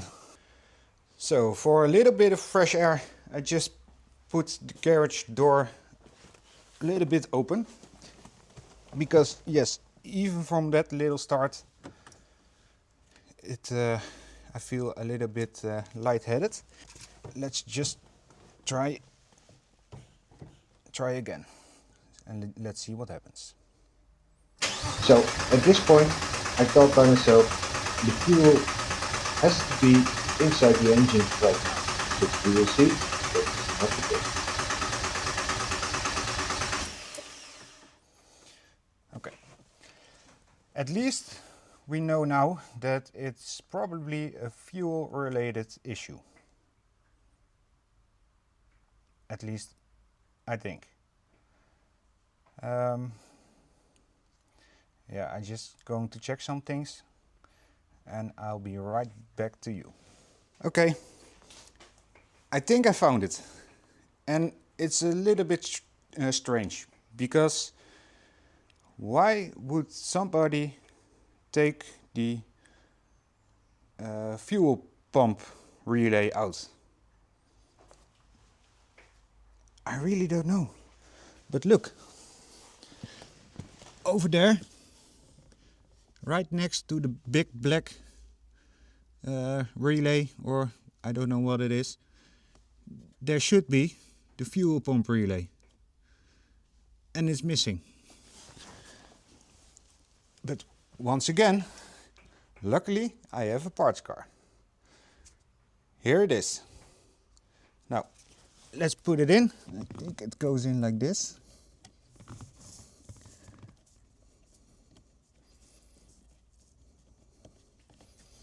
Okay, maybe not. Like this.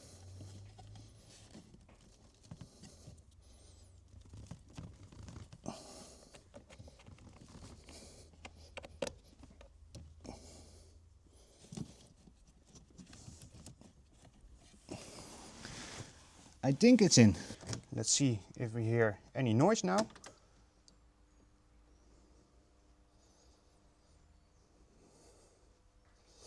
It's not different from what I heard last time.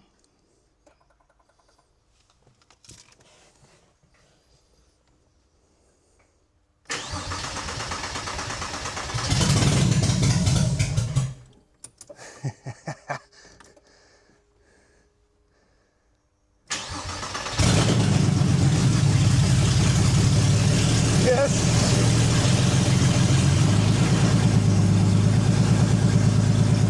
Really loud!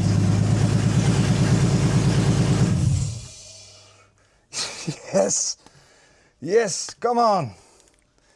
Only such a small thing that can be the problem, but we have it running. Come on, yes! So for a little bit of an explanation why I use the brake cleaner. An engine starts always with brake fluid inside the air chambers. So I thought, well, let's just try that and then we will see any further. And that's the moment I realized that there is a fuel issue. I didn't realize it sooner because every time I tried to start the engine, it was really bad smelling or bad fuming gas inside the my garage. So I didn't think it was a fuel problem until the engine luckily started on brake fluid. So now we can build the car up just a little bit more. I still have to disassemble the, how do you call it? The the slave cylinder from the black car to use the clutch pedal. And we also have to bleed the clutch pedal when I install the new line and the new the slave cylinder. But because it's raining quite hard here at the moment and the other car is in a different garage, but there's not enough room to put the jack under it to disassemble the line that I need. I'm just going to do what I can do, and that's make the interior gray. No, we're not going that way. Make the interior complete again. So yeah, let's start with the front mount plate thing cover, and then I mean that piece that goes over there. So this plate goes on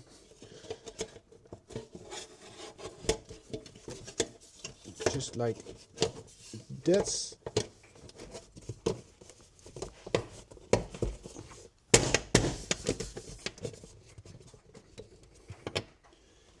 But I need the bolts. So I'm only missing one, and that's this one.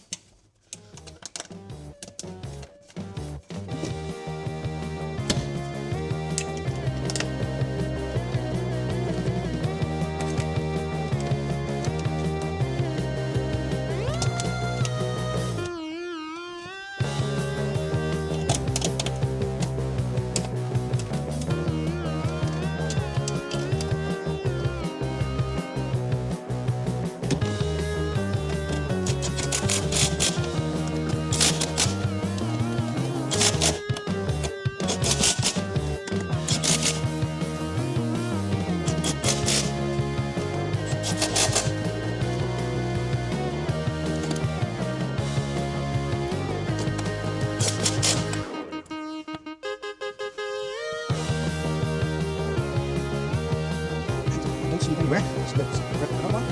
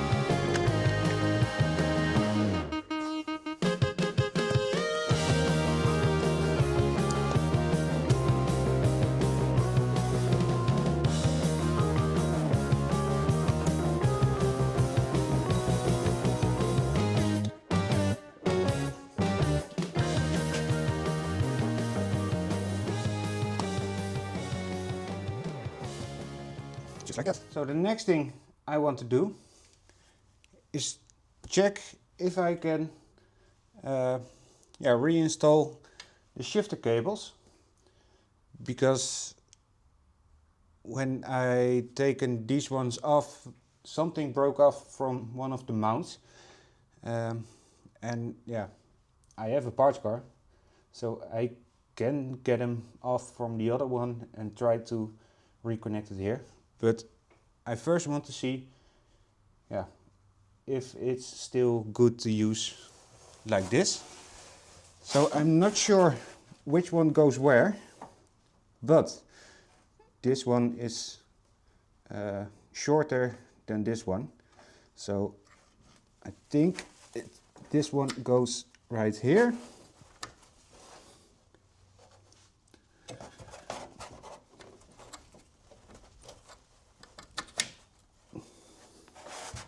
Just like that, and then connect on top.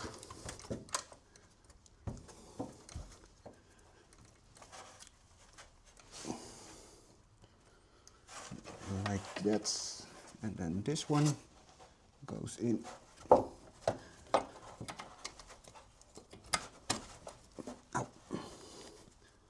Well, not yet, because this one needs to go behind here, I believe. Like so. And then over there.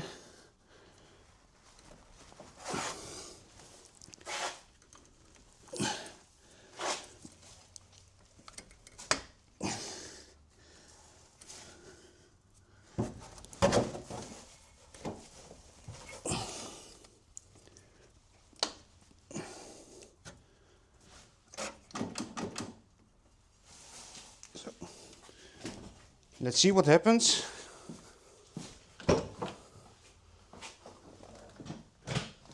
So that's first, second, third, fourth, fifth, and rear. And that should be neutral. So luckily it was dry outside, so I can push the black car out of the other garage and take off the clutch line with the slave cylinder. So this is how it should look like, and that over there is the old line that I broke. So let's install this line. I hope this is doable with everything in place, because at the black car there wasn't an engine, and also it wasn't the easiest to get it out. It's just like a big puzzle, trying to get the line that's already bent in the right places to get through all the different lines into the right place.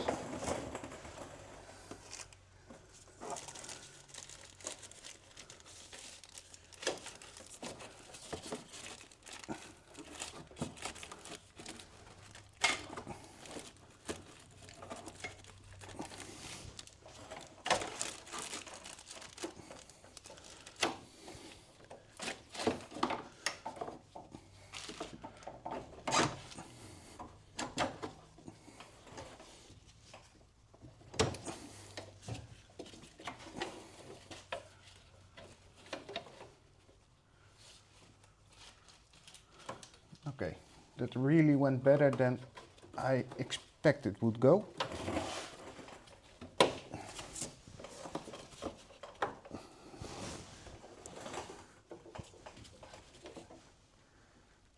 The only thing is, where did it sit over here? I believe on there.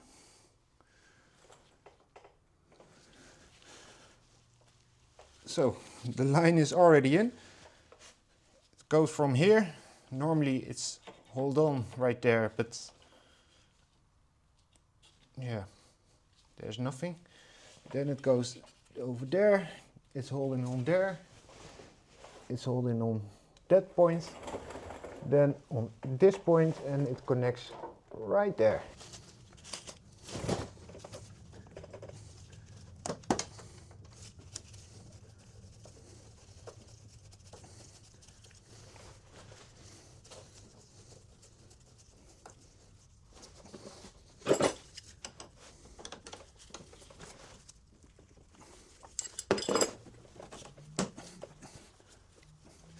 That almost went too easy. The only thing left to do is to connect this one onto the gearbox over there. You will see the nice hole that it normally sits in. So this one goes in something like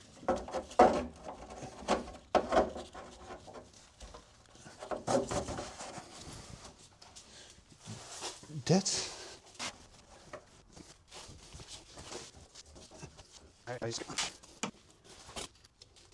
I speed this part up because it was a really pain in the ass to get the slave cylinder back into the gearbox. I tried, but I couldn't get it in.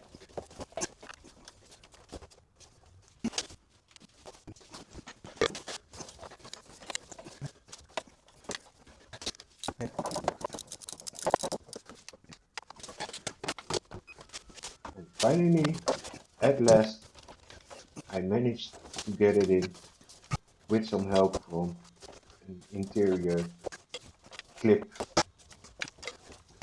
thing. Last thing I want to do today on this car, and probably also in this video, is install, no, they're not dumbbells, I know they look like that, but is install the, now I forgot the name, thank you, drive axles. I want to install the drive axles, but because I have them leaving in the rain outside, you can see there is quite a bit of corrosion, rust on these. So I think I have to clean that first before I can put them back in the car. I think that's good enough. So this is the left side, and then this one should be the right side. Let's start with the left side.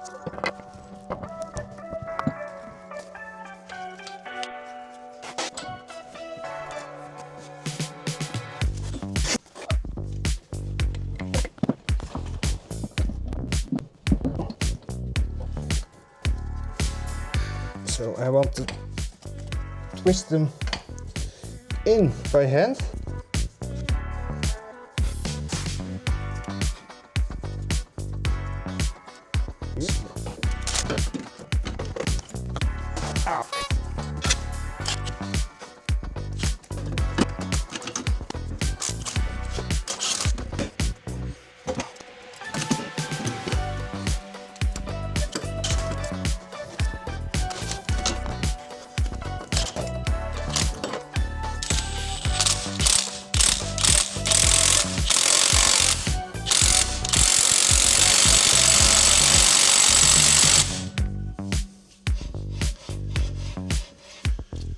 I think that one is done.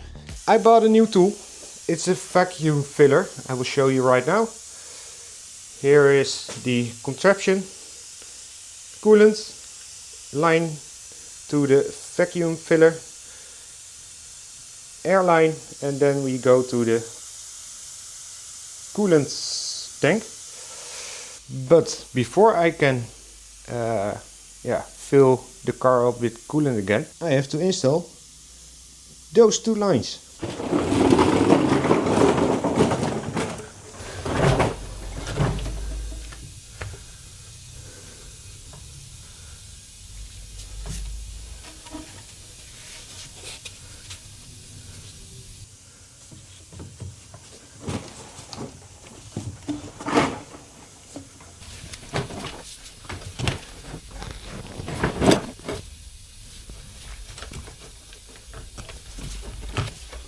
ongeveer rond 1 minuut.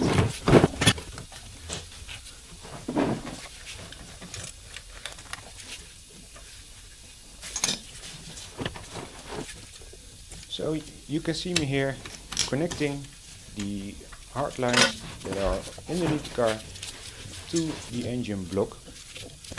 And yeah, I'm a little bit wrestling with all the lines that are in the way to make sure the clamps fit right on the lines like that.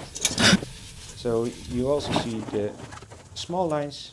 The small lines go to the heater core, I believe, and are the bypasses from the bigger lines.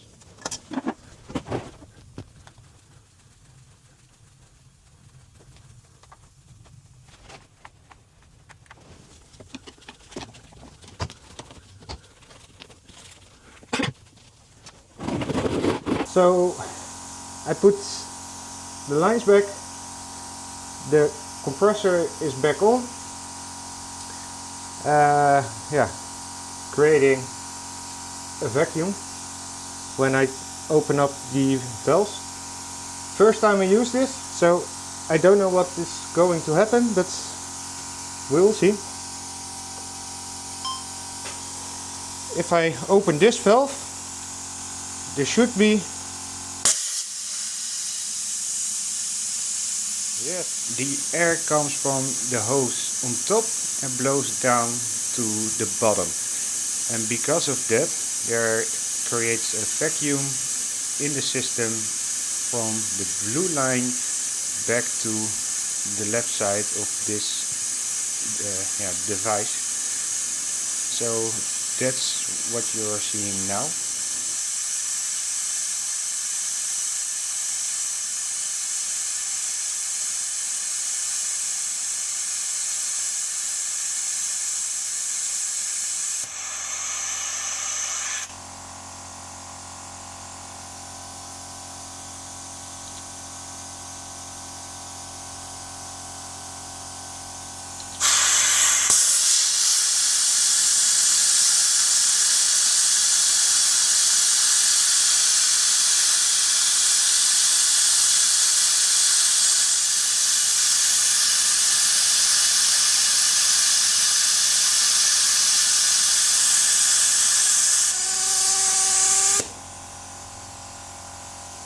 Okay. Assuming that at the end of the green it is the right pressure. Now we're going to see if the car or the cooling system is holding its pressure. And the air you hear is from over there. And let's also check underneath the car. So the pipes are completely sucked together. It's not holding that well. This is the moment I should have stopped and checked the system, because on one of the two pipes I installed underneath the car, clamp was loose. It is this connection over here, because the back one or the top one over here that didn't go all the way in because of this this plate over here. I think it will be good. So when I open this the other way,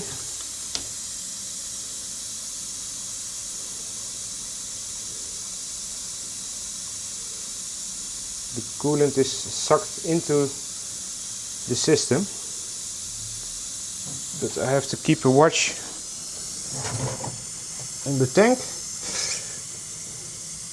because I don't want to suck in any more air than that was already in the line here.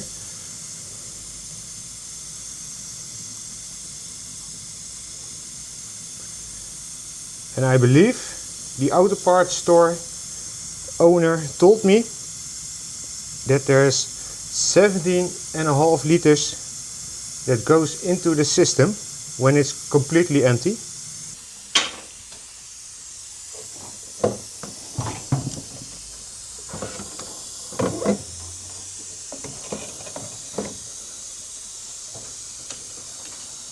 filled to the max.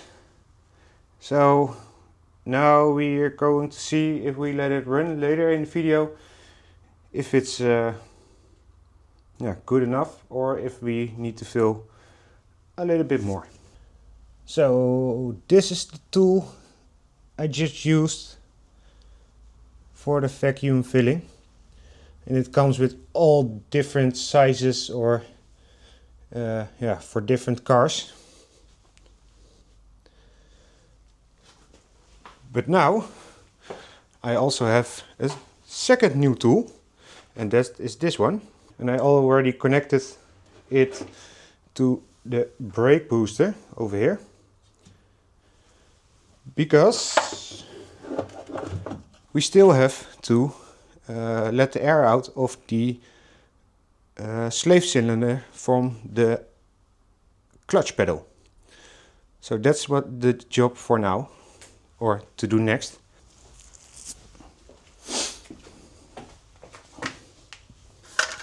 Then this one, and when we open it up, we should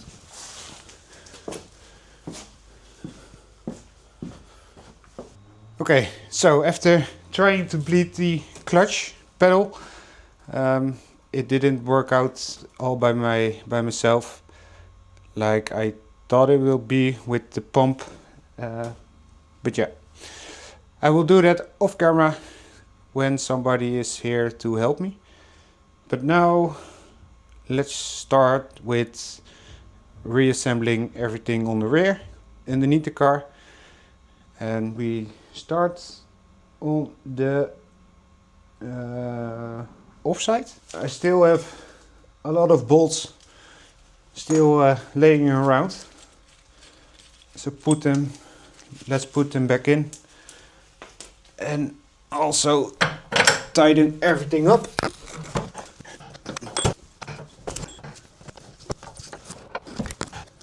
So these bolts are adjustable, and because I had them loose, I still have to bring the car to a garage to do a new alignment.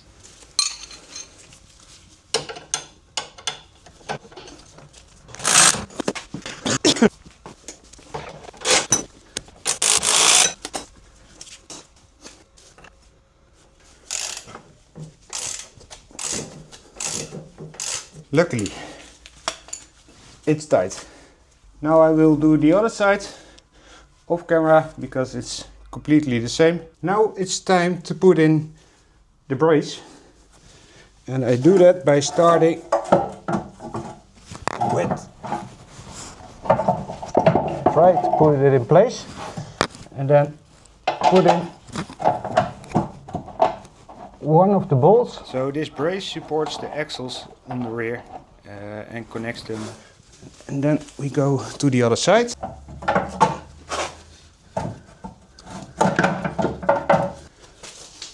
Now back on this side and put the top bolt in, and this one isn't the easiest.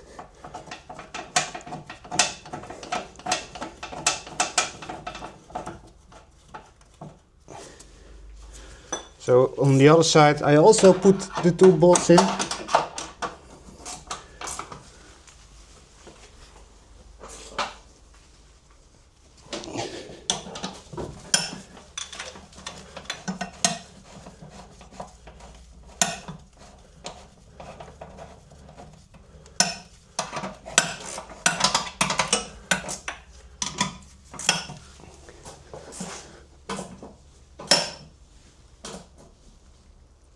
Now there's one more brace, and that one is, I will show you, this one. This one goes over here, and I believe it goes also on like this, but I'm not sure. Because it also is possible it goes on like this. But I think it goes on like this. And this one needs to be on before the exhaust, because after that you can't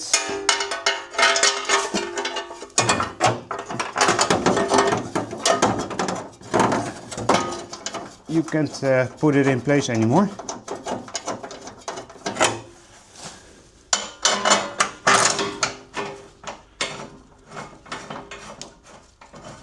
I leave it loose like this, so when I'm putting the exhaust back, it's easier to maneuver everything. Let's install the exhaust. I just put the exhaust on this cart because it was really heavy, and you will see shortly. It's not the easiest thing to put back all by yourself. I'm really struggling, but in the end, it goes in just like I want it to.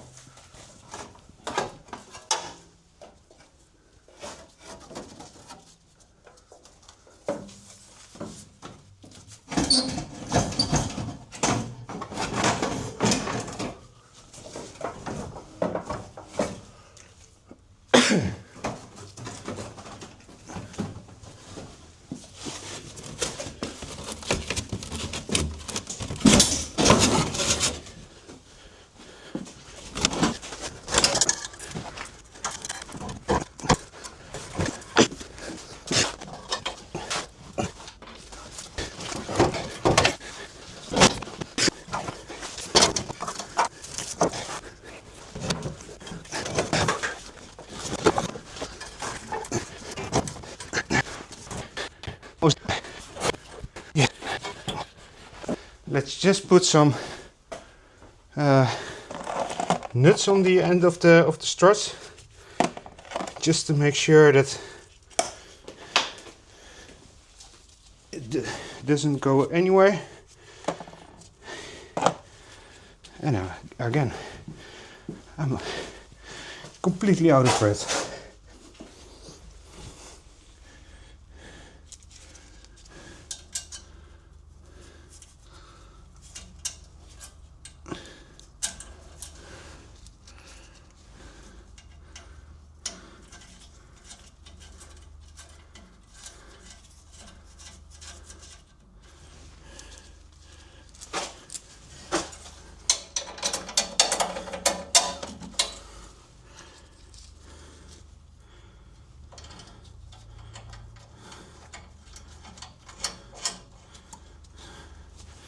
Yes. Okay. Now the back.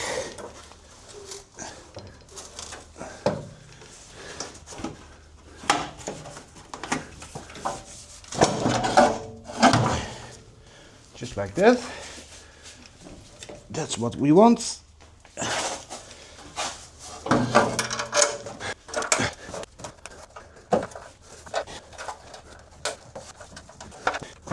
Yes, it's in on its own power or strength or bolts, nuts. 2 more bolts, and they are underneath over here. 1 and 2.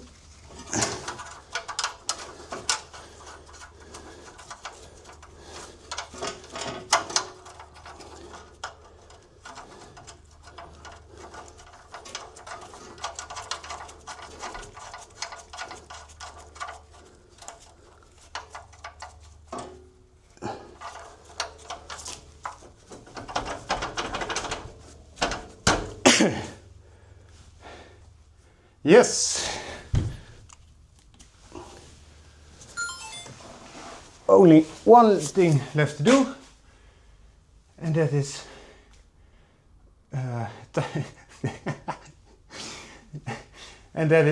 tighten the bolts and the nuts on the manifold, and also connect the O2 sensor.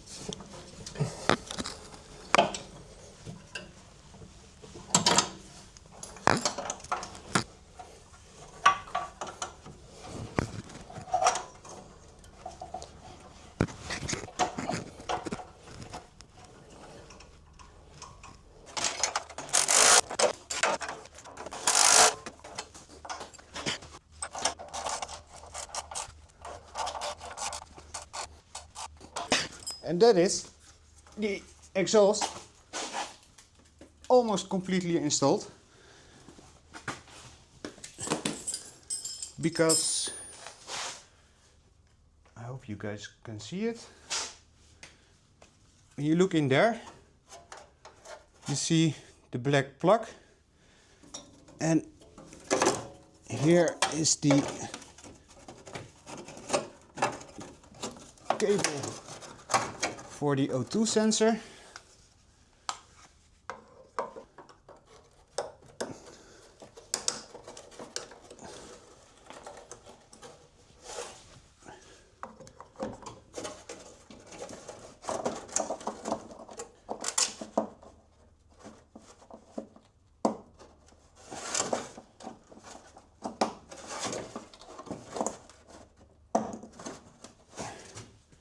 And connected.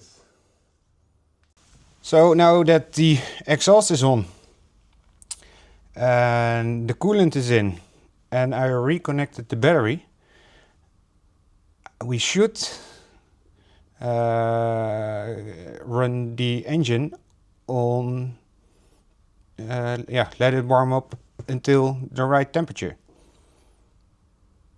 And probably the coolant is also going to lower in the tank, so we can fill it up right then.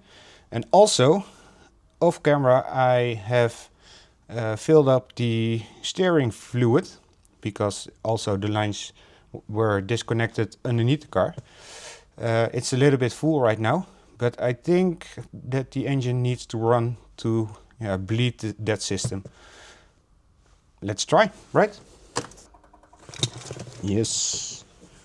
Press the brake.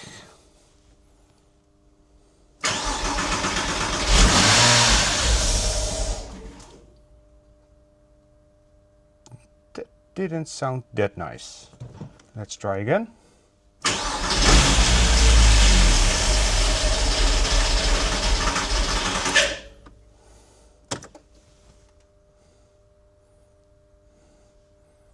The last time it ran a lot better than now.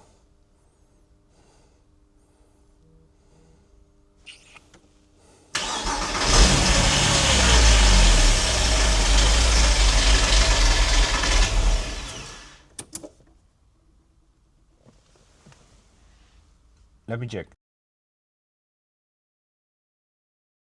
So after bleeding the clutch with my father-in-law and looking into the car, what was wrong, why it wouldn't stay running, I went online, and there I find that it probably was the mass air flow sensor.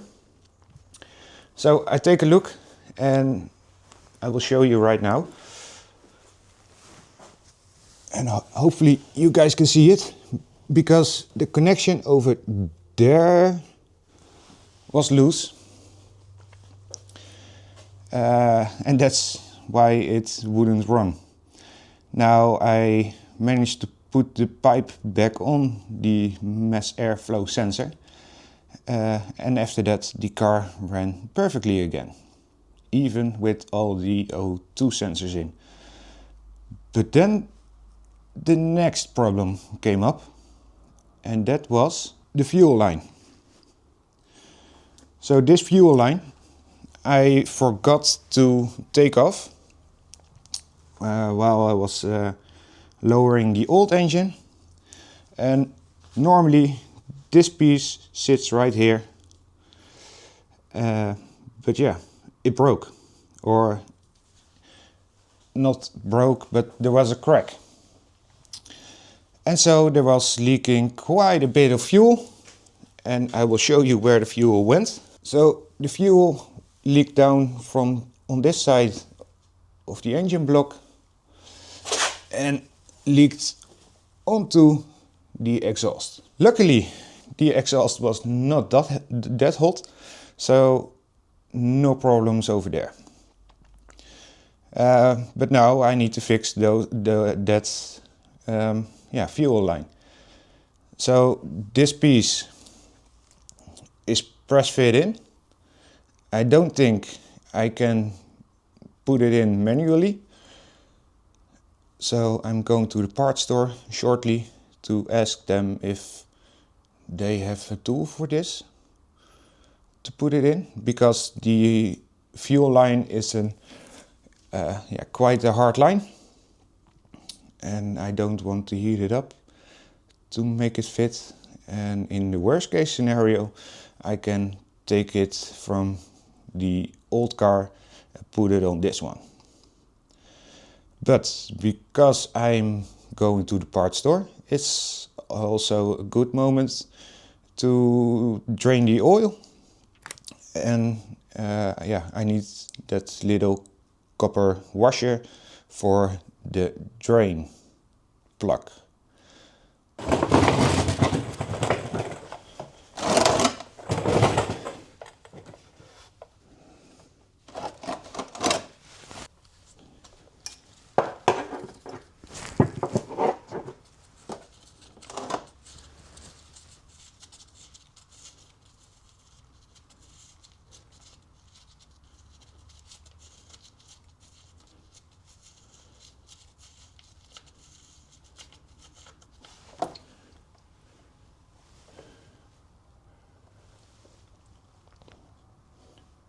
It looks like the ring is still connected over there.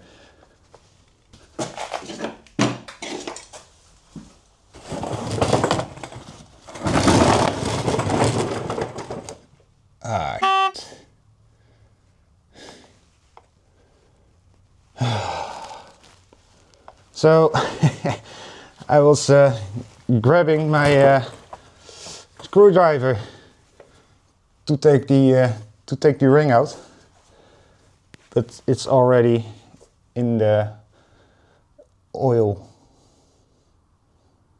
container. Really nice.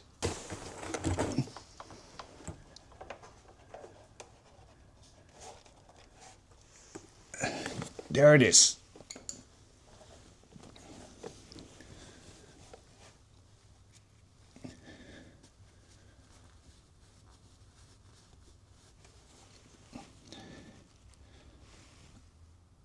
That's the one I need. That's the ring I needed. So now I go to the parts store and see you guys in a little bit. So I have some good news and I have some bad news. Good news first. I have the new ring for the oil plug. So that's what we are going to finish first, and I will tell you the bad news a little bit later. So let's start by also taking off the filter. Oh man.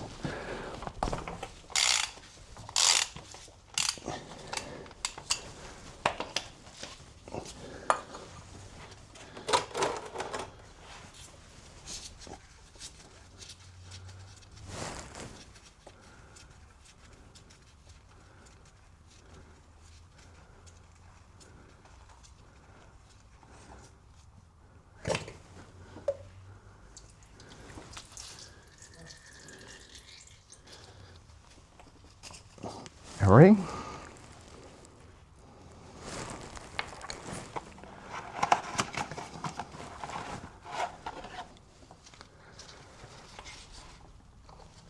This one pops in. New ring is over here.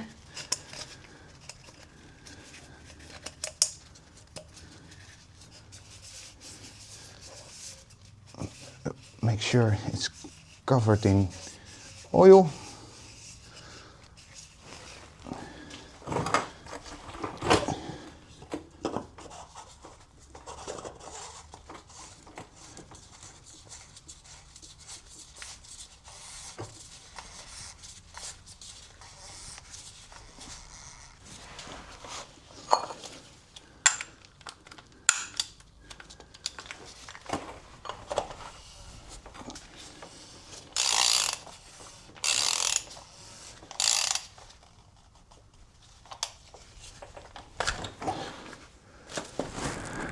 That's that. Now we going to put crush washer back.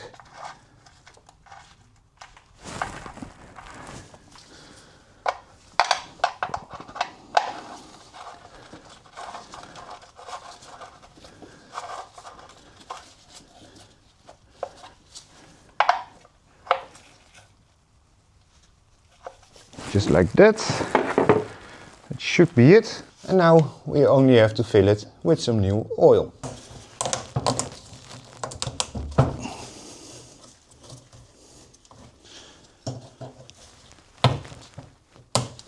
So this should be going in around 8.5 liters to make sure that everything is in the engine and inside the sump. So let's address the not so good news. There isn't a special tool to press fit this back into the fuel line. The parts shop owner told me the only thing you can try is heat it up, the line and also the fitting, and then push it back in, and yeah, hopefully it will work. That's the only thing I can try right now. So we'll see what happens. So the first thing I want to do is take a little bit more from the sheeting off. Here everything looks good. I just want to make sure it's straight. Now it is.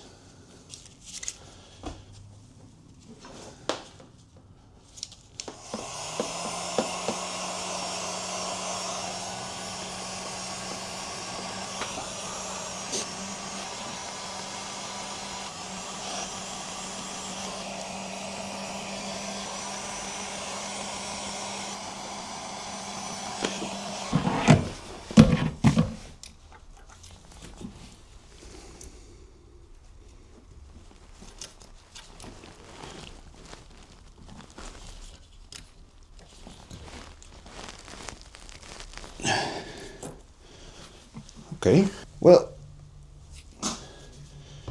it did work. I mean,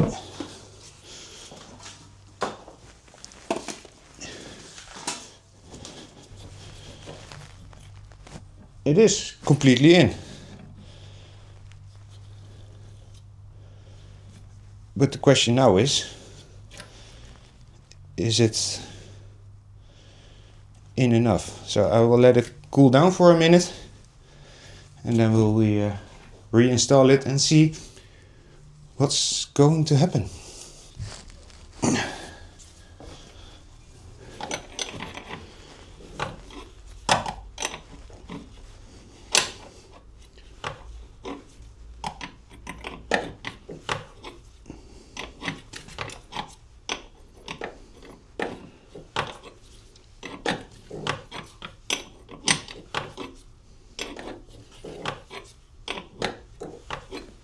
So the moment of truth is there.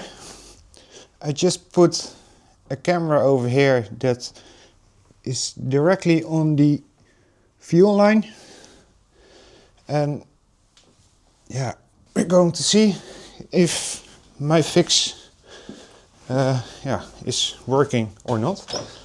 So let's get into the car. Twist the key just a little. There we go. So it's in neutral.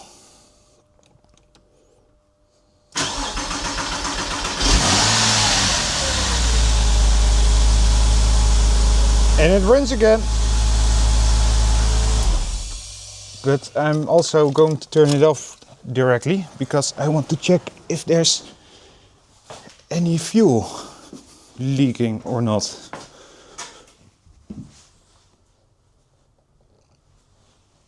Doesn't look like it, but I will check the camera or the other camera. So just check the footage from the other camera and it doesn't look like there's fuel coming out. It's finally time to start the engine and let's see if we can run it up to its normal operation temperature. Still no leak from the fuel, so that's good.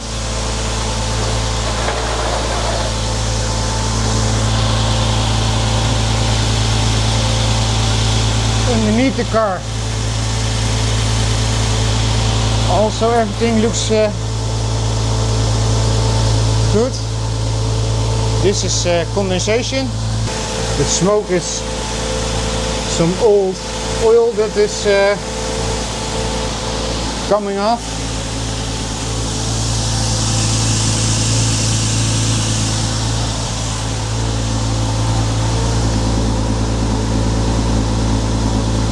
Coolant tank is dropping slowly.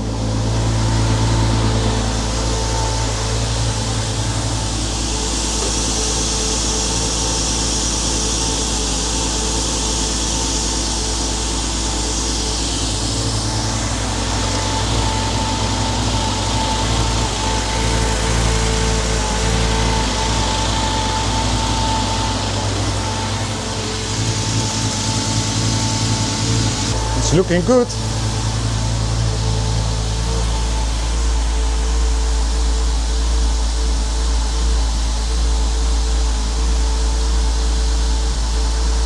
No faults on the dash.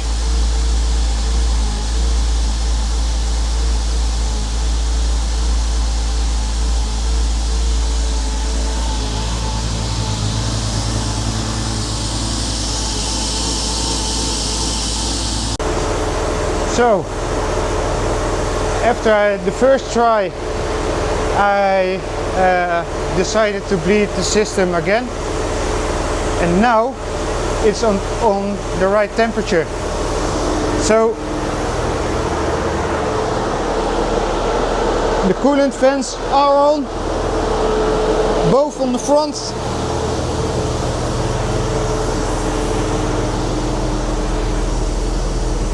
And as you can see, the temp is at around 100, I think.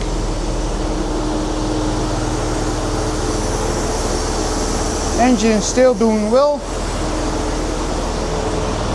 Condensation is gone.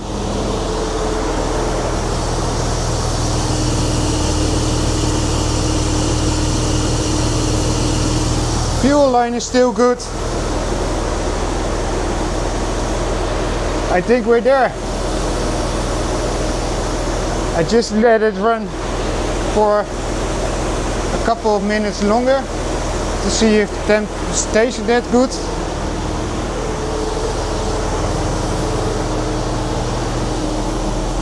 Oh yeah.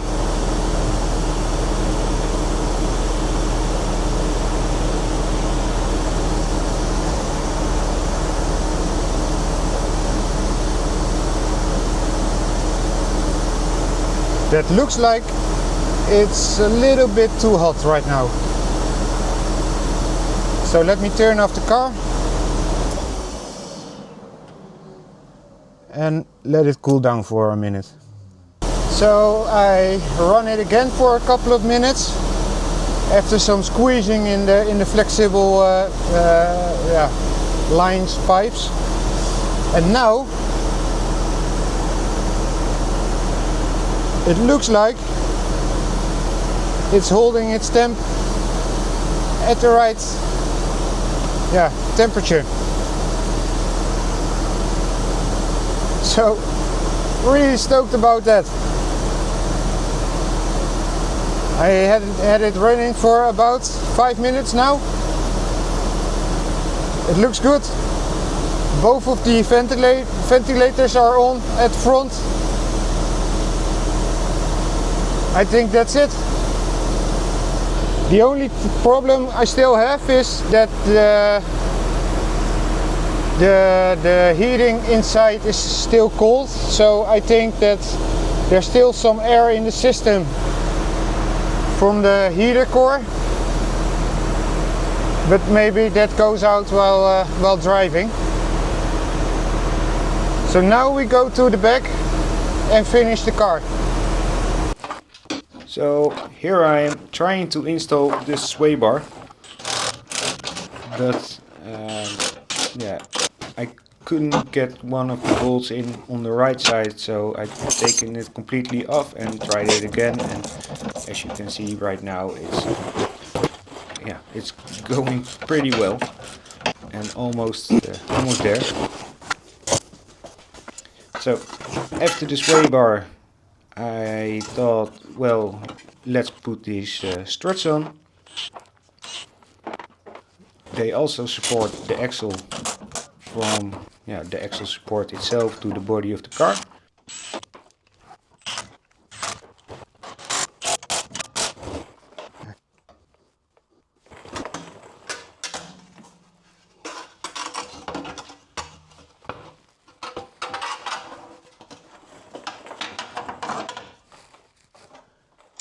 Can you already spot the fault?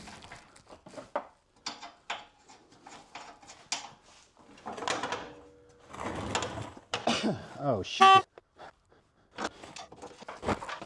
So I take the skid plate off, take the bolts out from the axle supports and try to maneuver the skid plate back in its place, and after that put the struts back in the right place.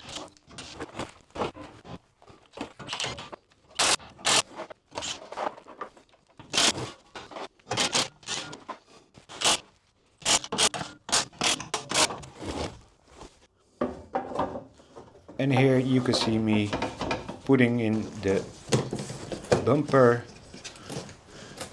crash bar, but I didn't really have a good angle on it.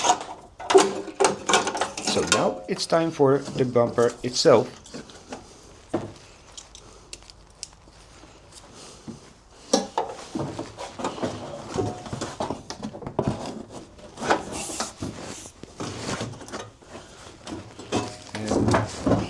If you look good on the bumper, then you see a lot of scratches. That's because the bumper fell when it was off the car into the street and made a lot of ugly scratches in it.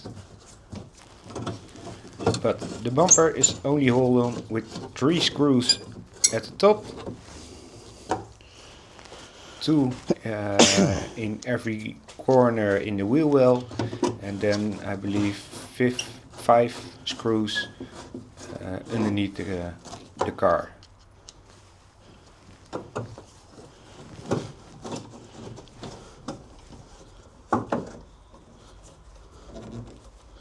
Now that the bumper is back on, it's time for the wing.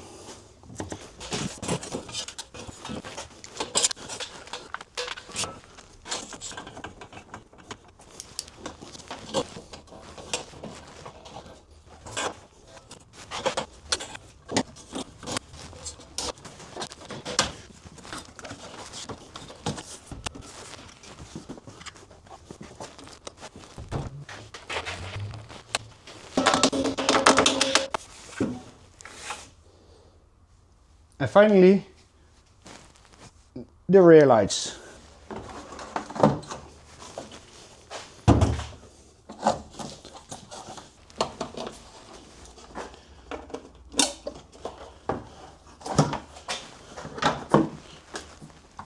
Now, first let's see if the wing works.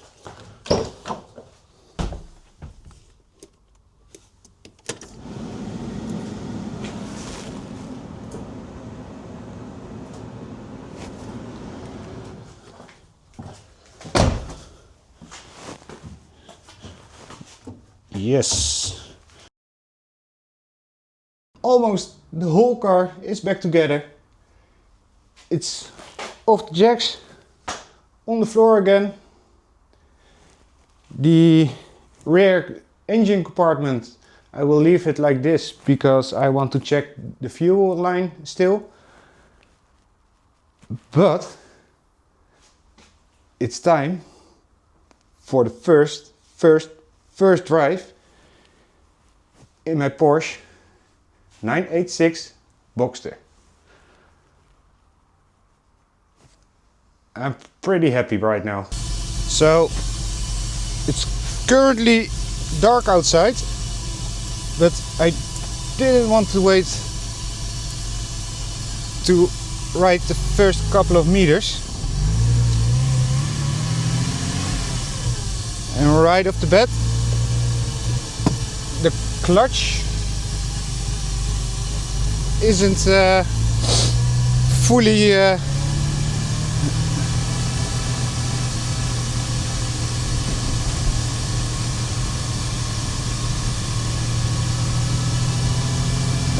how do you call it? Fully bled. Oh man, this is cool. Third gear.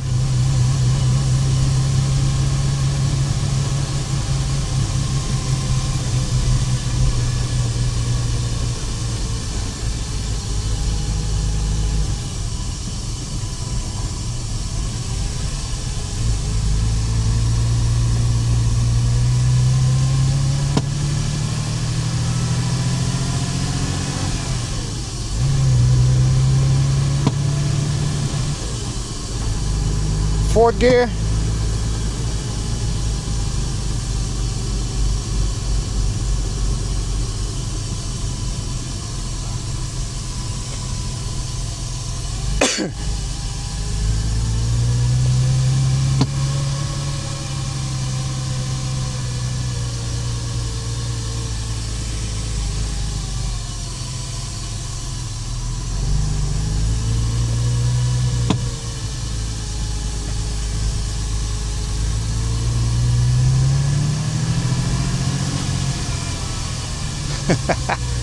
This is so cool.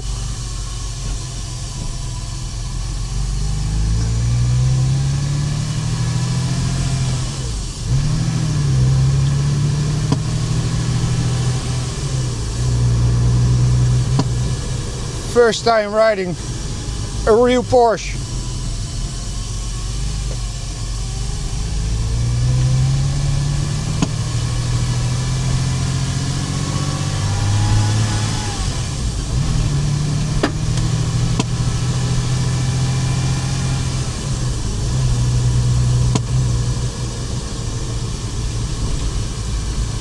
So cool.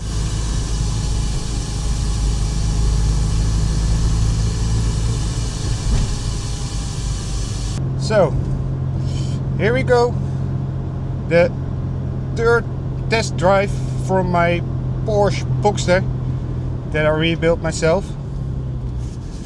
I'm off to the MOT center right now, and I must say it drives really good. The only problem is, together with my father-in-law, we did bleed the clutch again, but again the pedal is back on the floor. It's just high enough to shift the car, so that's not the best. And also, this is how my steering wheel looks when I'm driving straight. So also not ideal, but at the MOT center they are also going to realign the car front to back, so when it's coming back, everything should be okay. So that's nice.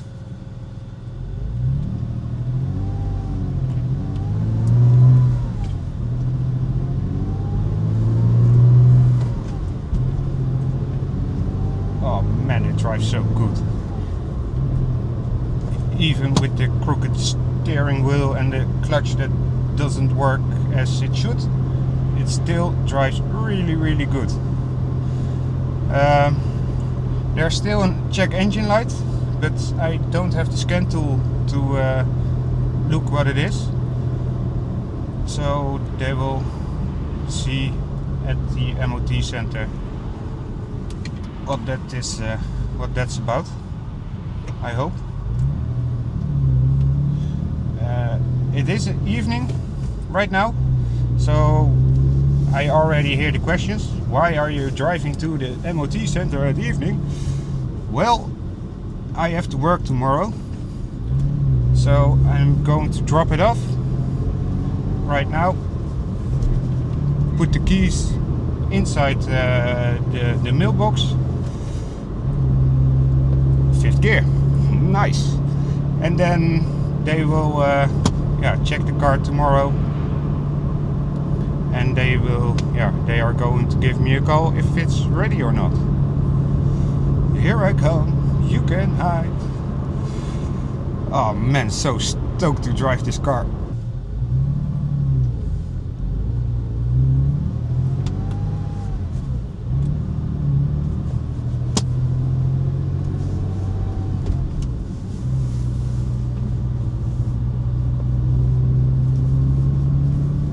That was strange. The clutch came back completely by itself. So a couple of minutes ago I had to pull it with my toes back up, and I just wanted to do that, and plop! It came back from itself, by itself. You know what I mean, right?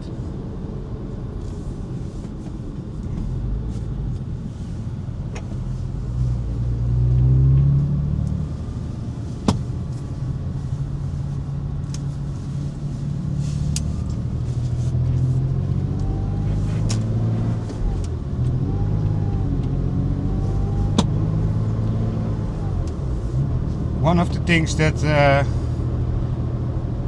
I'm not used to is how small this car is. Normally I drive a Ram 1500 pickup truck all day, every day as my daily. But this is so small and sporty because my Ram 1500 drives like a boat.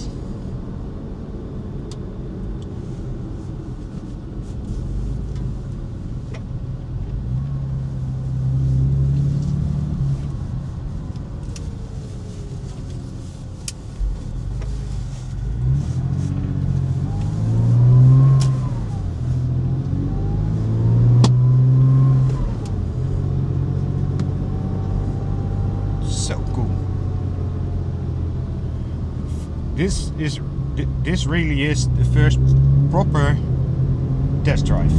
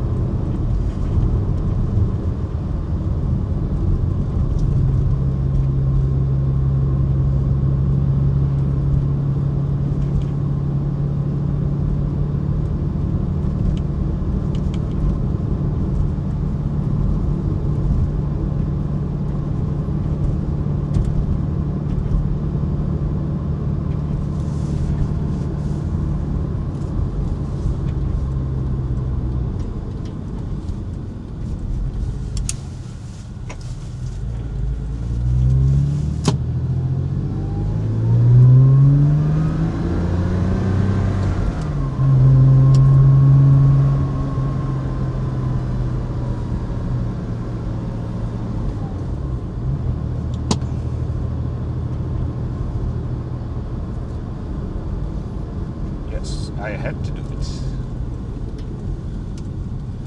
Just a small little pool.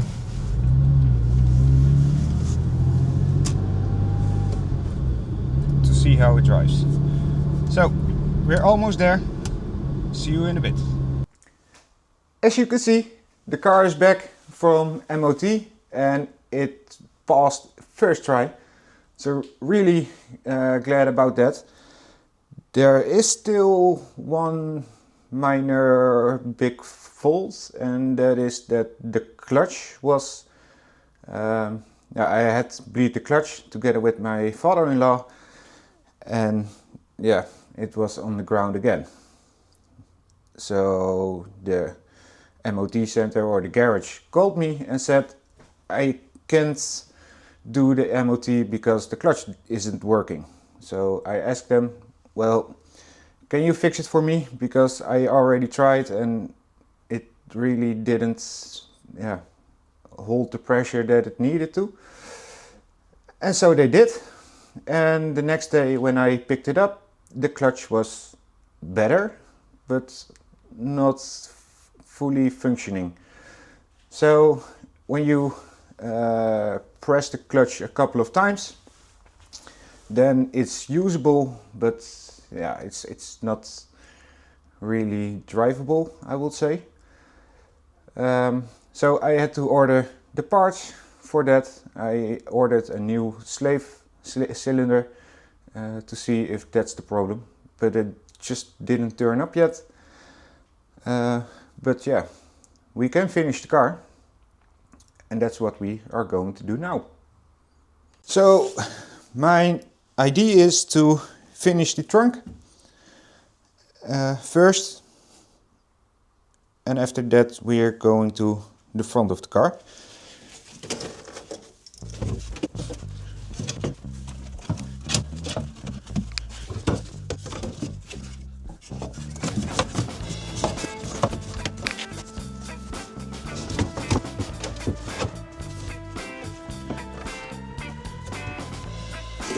Now it's time to put in this piece.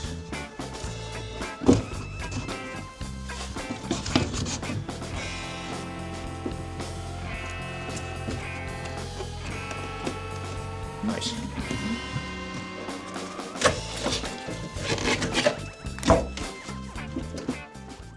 This liner is only held on with a couple of push pins. And it's also nicely tucked away around the coolant tank and underneath this rubber lining.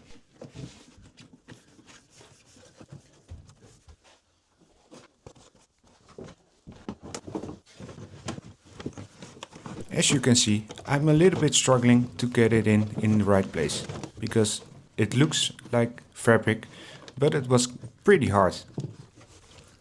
And this one is also tucked away under the rubber seal and tied in with a couple of push pins. And now, as the finishing touch, it's time for this black cover. It's only held on with 2 Phillips screws. Now, in the last video, I believe, I couldn't find this bleed nipple. I was looking for it, I couldn't find it, and then I remembered, and also because of one comment, of a couple of comments from you guys, this piece, you can get it out, and underneath is the nipple.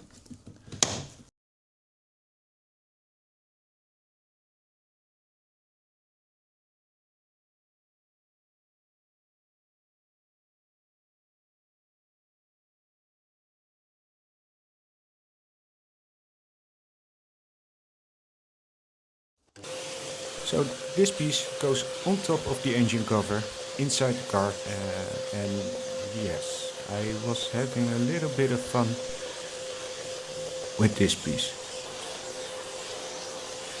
Let me show you.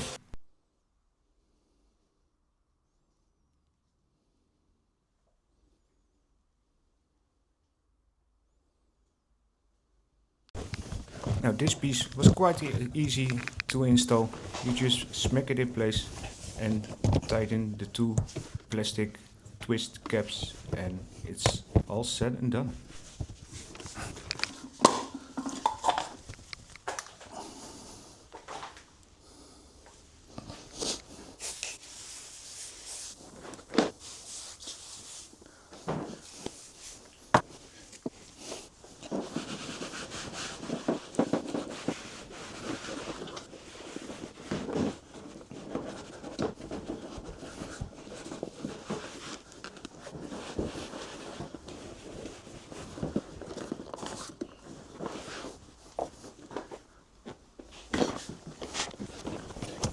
Now this piece goes on top of the engine cover lining, and this one was not that easy to install, but in the end it came out perfectly. Now the car is back together. It's time to wash the car, because look at this. It's really dirty from my garage floor. There's still a lot of dust coming off, so I'm also going to wash it in my garage so I can wash the dust from the floor away.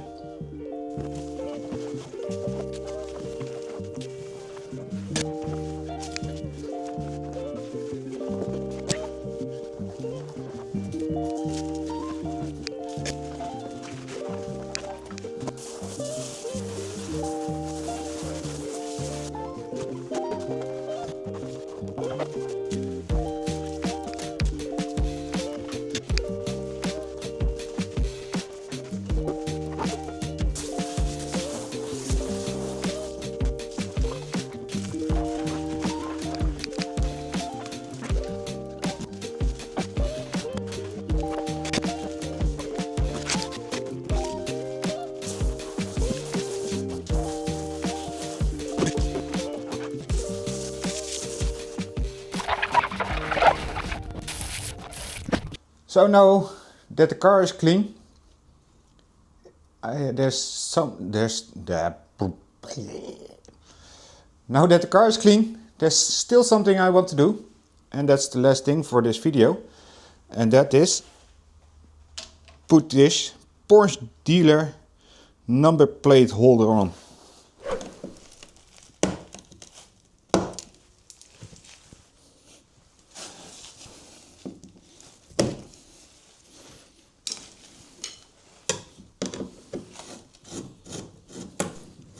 So the reason I am changing the number plate holder is I just don't like the chrome on the car.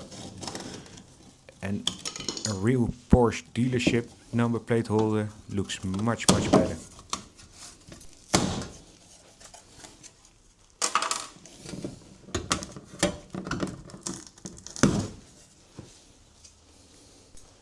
At this moment I should have washed the car behind the old number plate. Too bad I didn't.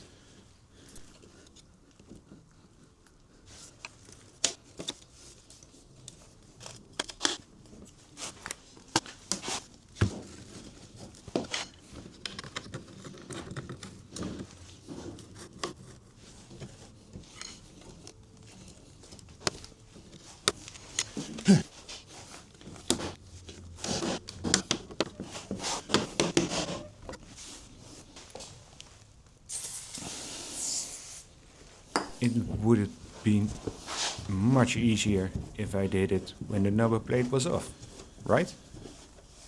Because why make it harder than it should be?